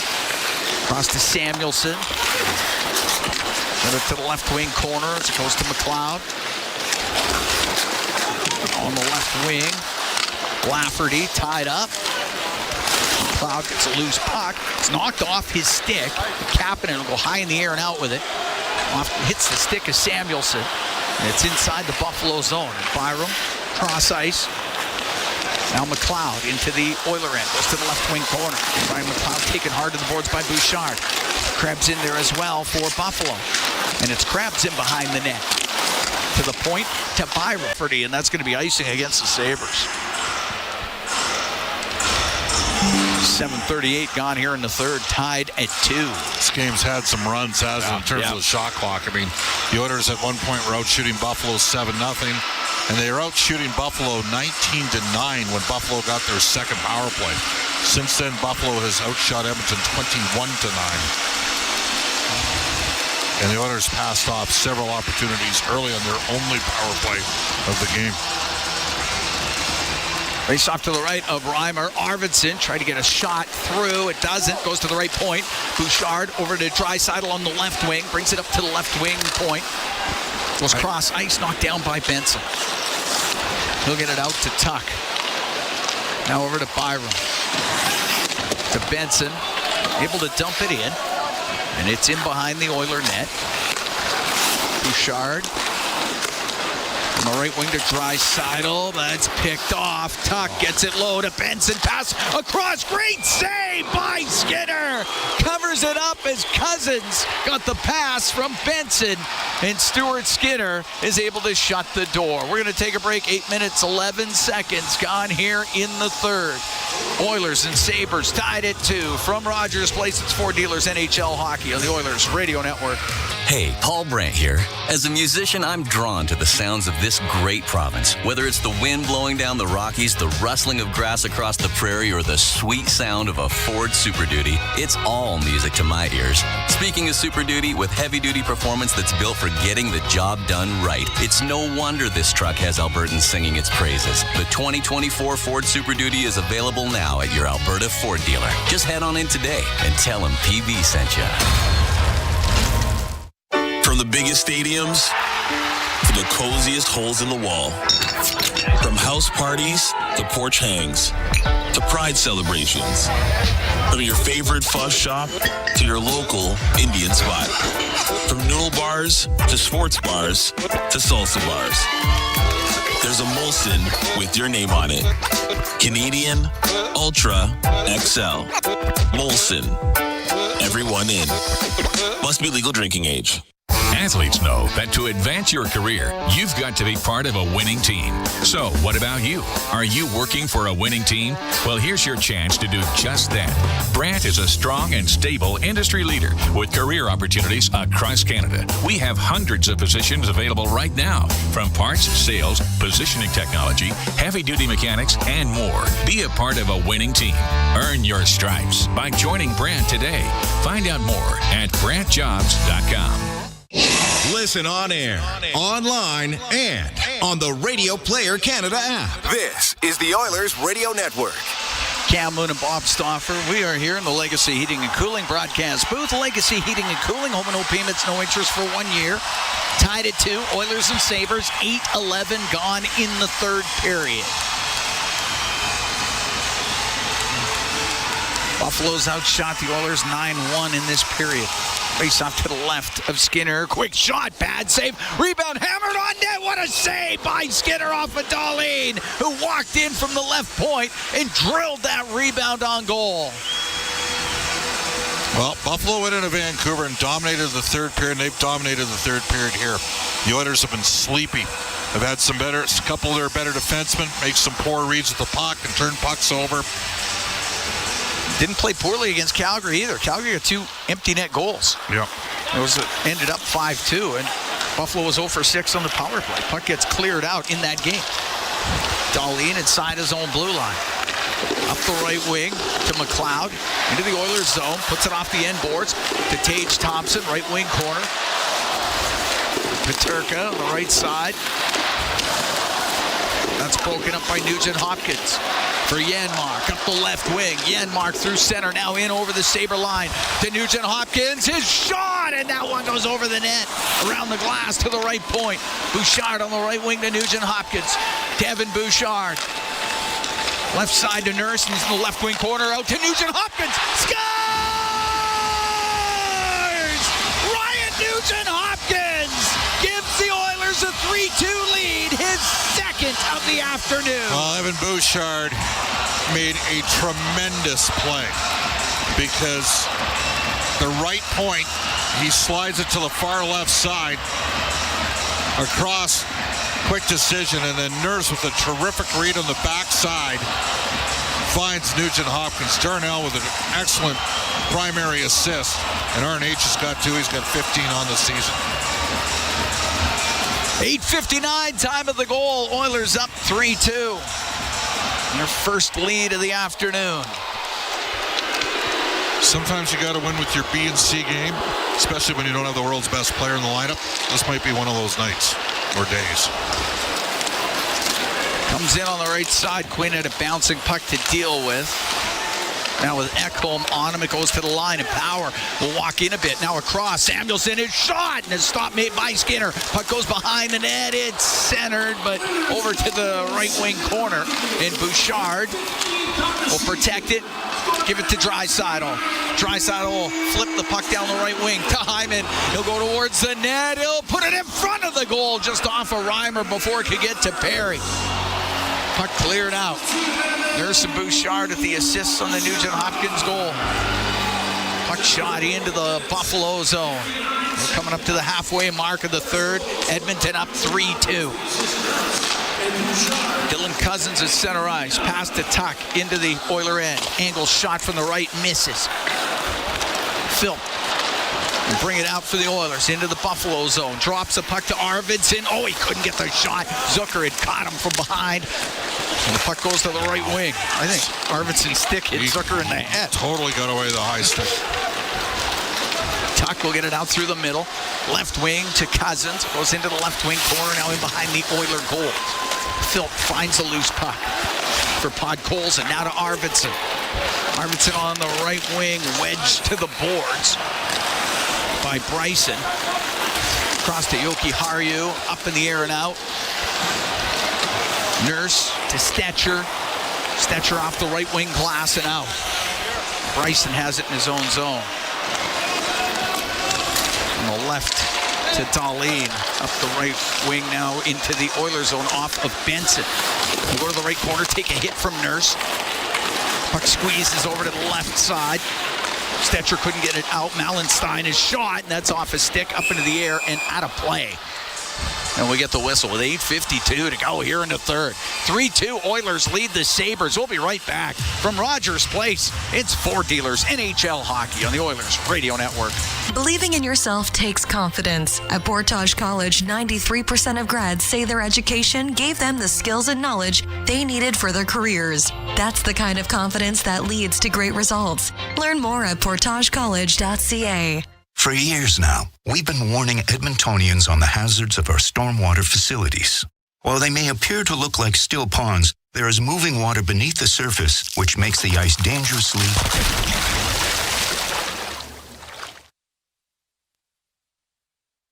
The unpredictability of stormwater facilities makes them treacherously unsafe for all winter activities, even walking.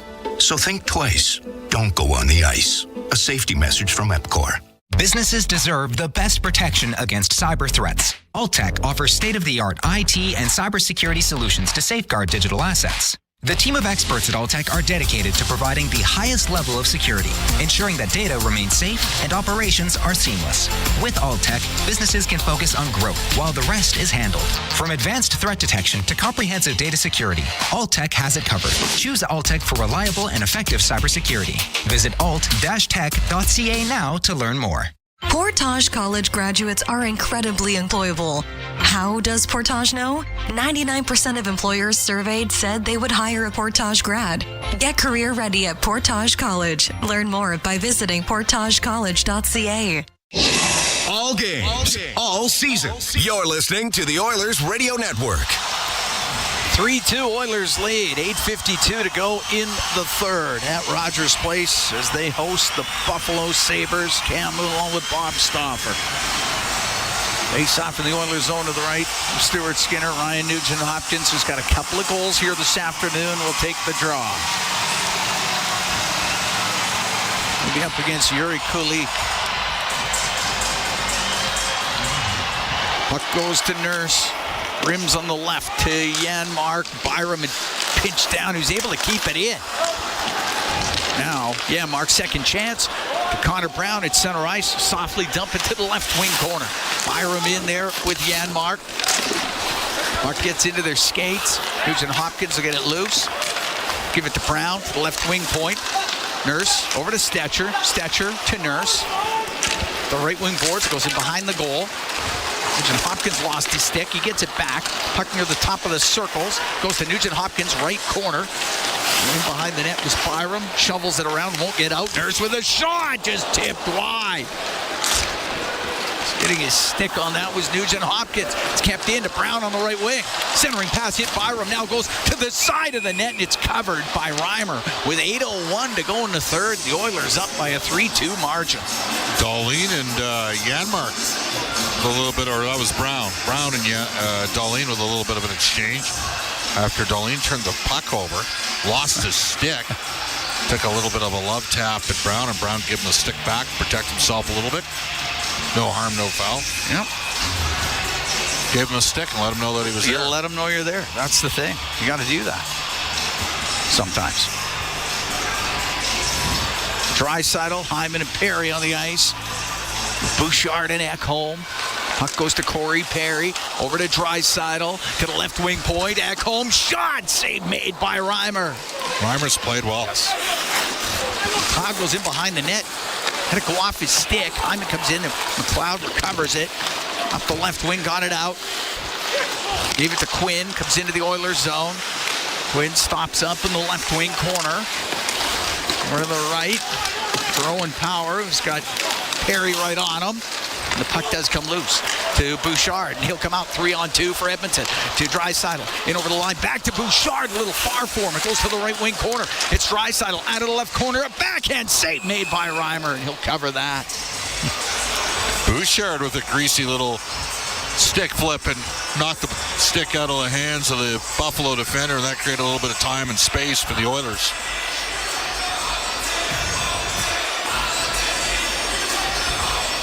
Face off in the Sabres zone to the right of James Reimer with 7:20 to go in the Samuelson. third. You're supposed to hold on to that thing.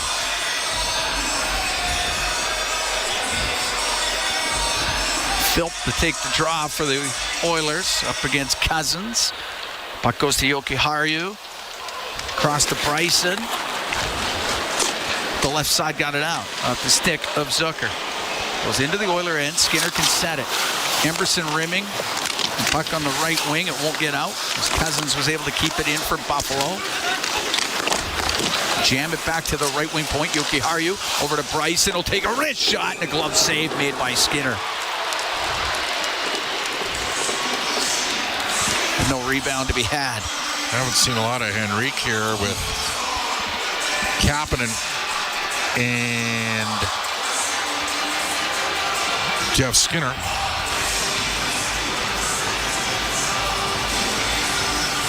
No, been a lot of three-line rotation, hasn't it? Yeah. Tomorrow is a CBA mandated off day, I believe, for the Edmonton Oilers. At least that was the plan initially. I mean, we do have NFL to watch. Well, there is that. Edmonton Oil Kings in action tomorrow night at 6 against Lethbridge. They'll be playing 3-3. That should be a good tilt. Nurse goes in behind the net. Nurse through the middle. Nobody there. And that's icing against Edmonton.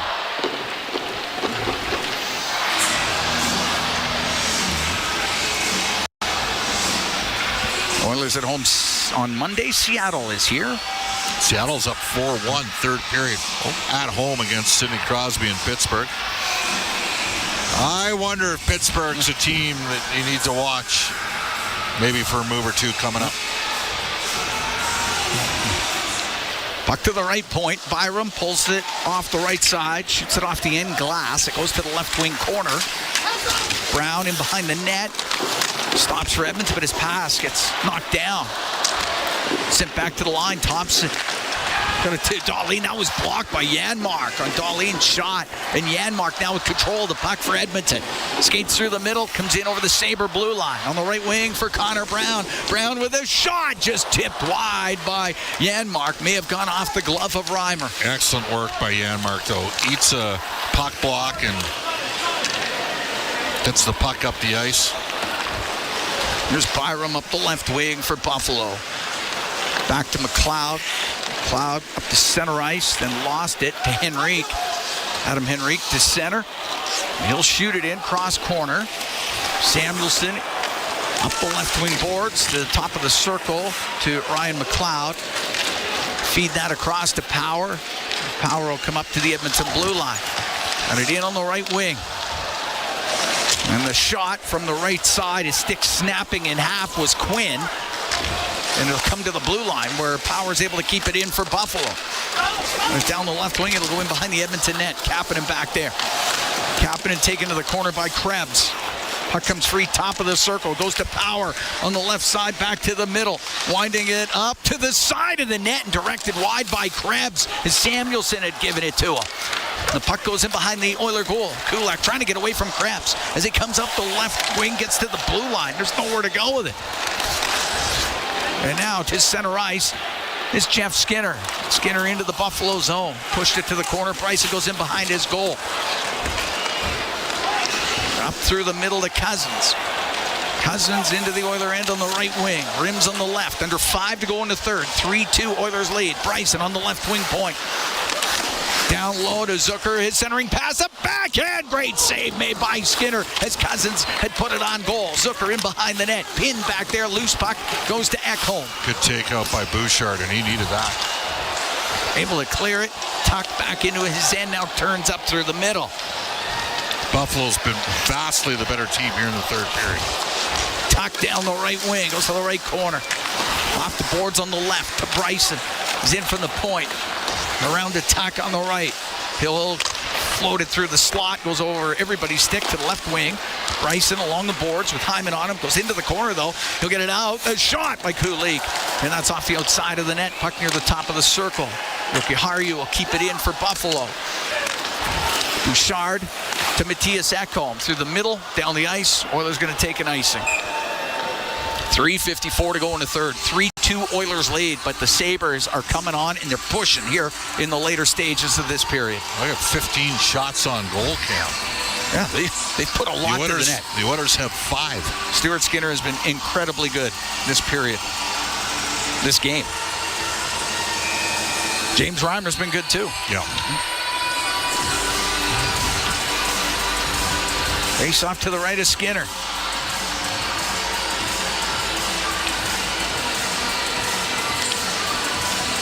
Draisaitl against Kulik. They drop it. Puck goes to the line. Byram to Dahlin. And Dahlin will come across the blue line to the right point. All the way over to Thompson. One-time shot. Saved by Skinner. Loose puck. Scores. They're going to check to see if this was kicked in. I think it's a good goal. As Kulik was in front of the net. I think it went off his skate. But it looks like this game's tied at 3. Some might say, if you're a Buffalo fan, this is poetic justice.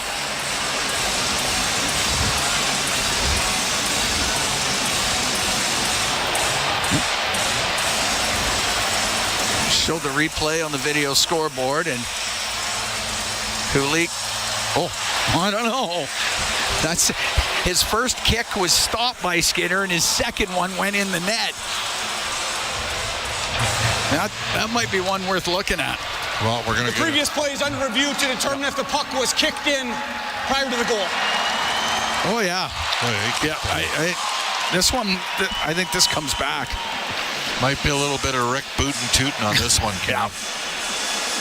One of the underrated punters of all time in NFL history. Yeah, he booted that thing twice.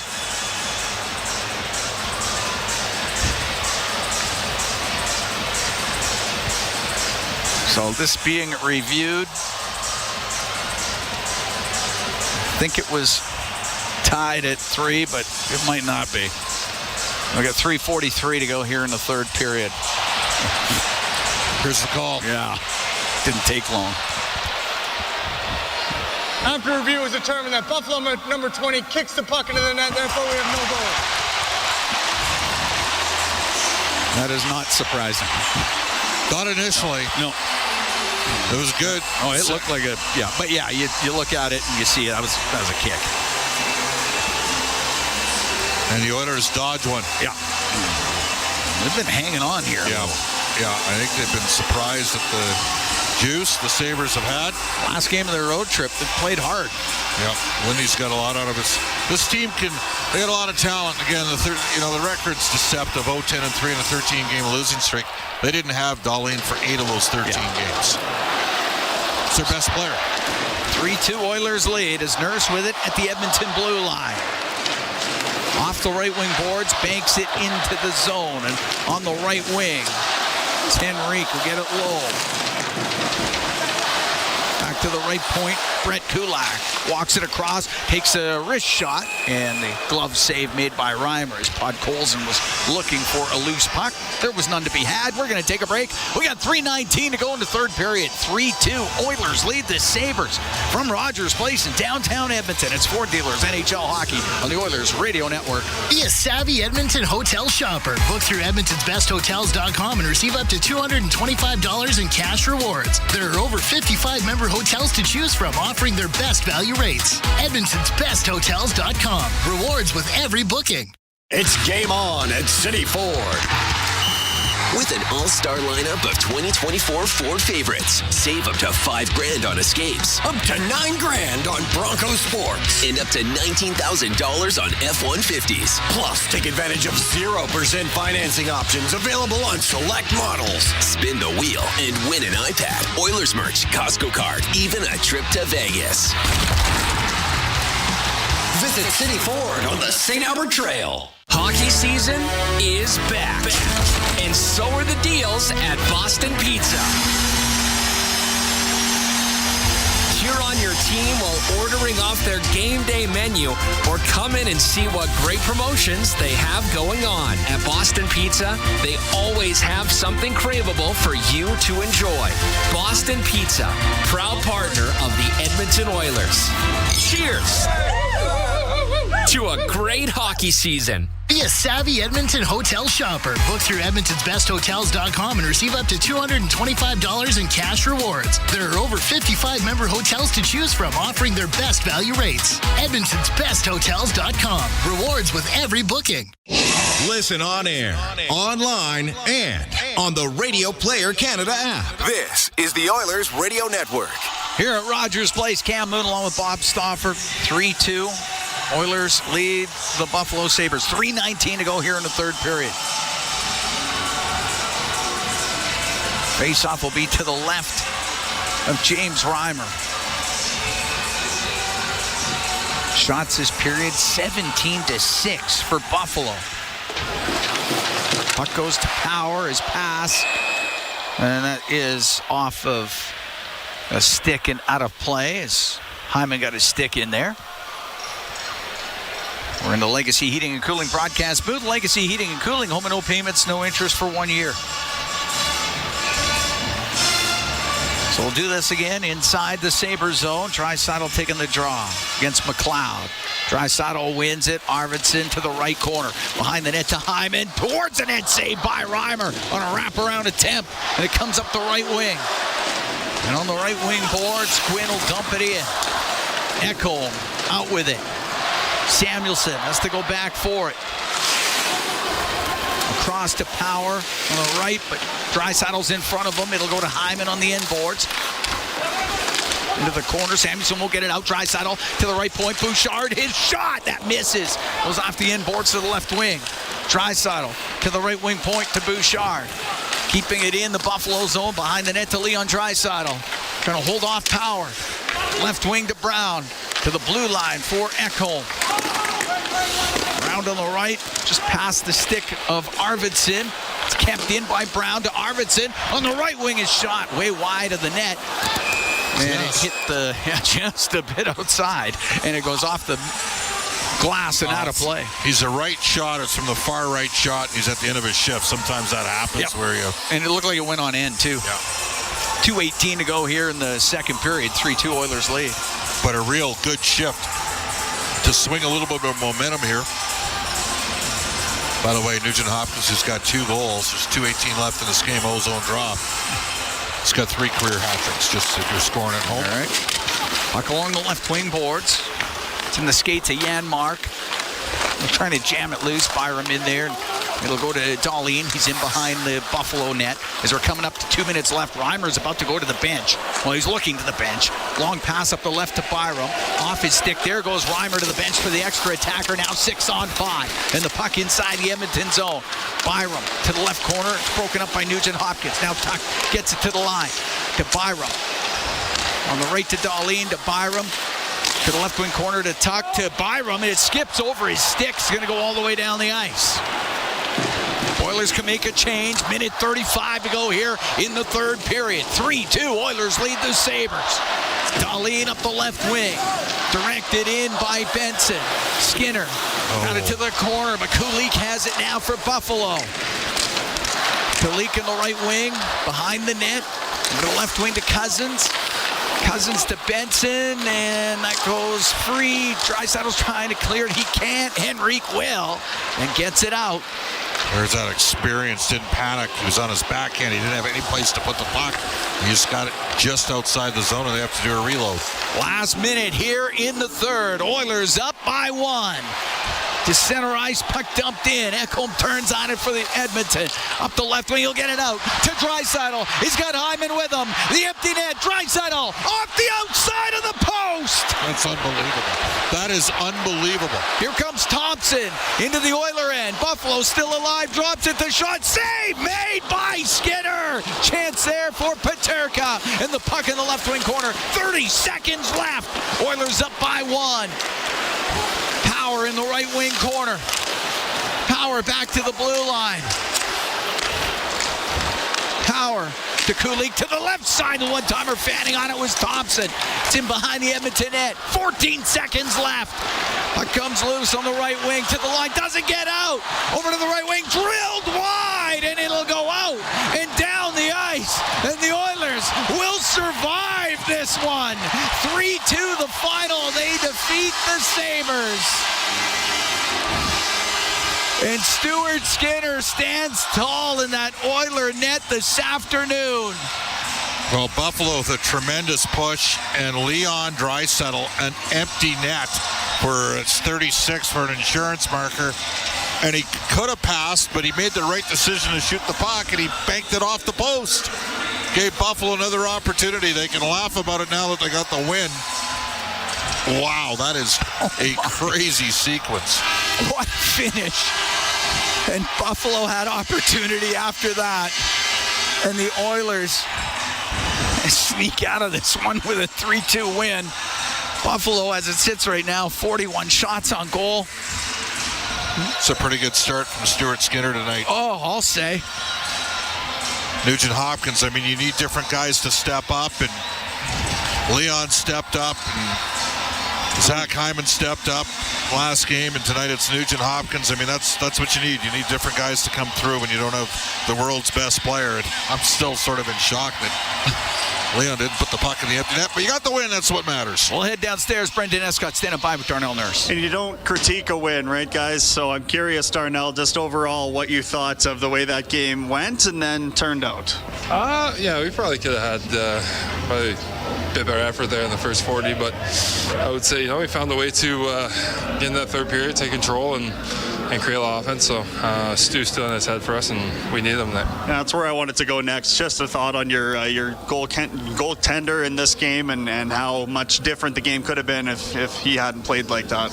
Yeah, he was outstanding. I think, there were so many different moments in that game where he makes a big save and continues to keep the momentum in our way or create momentum for us. So he was huge for us, and grateful for that too.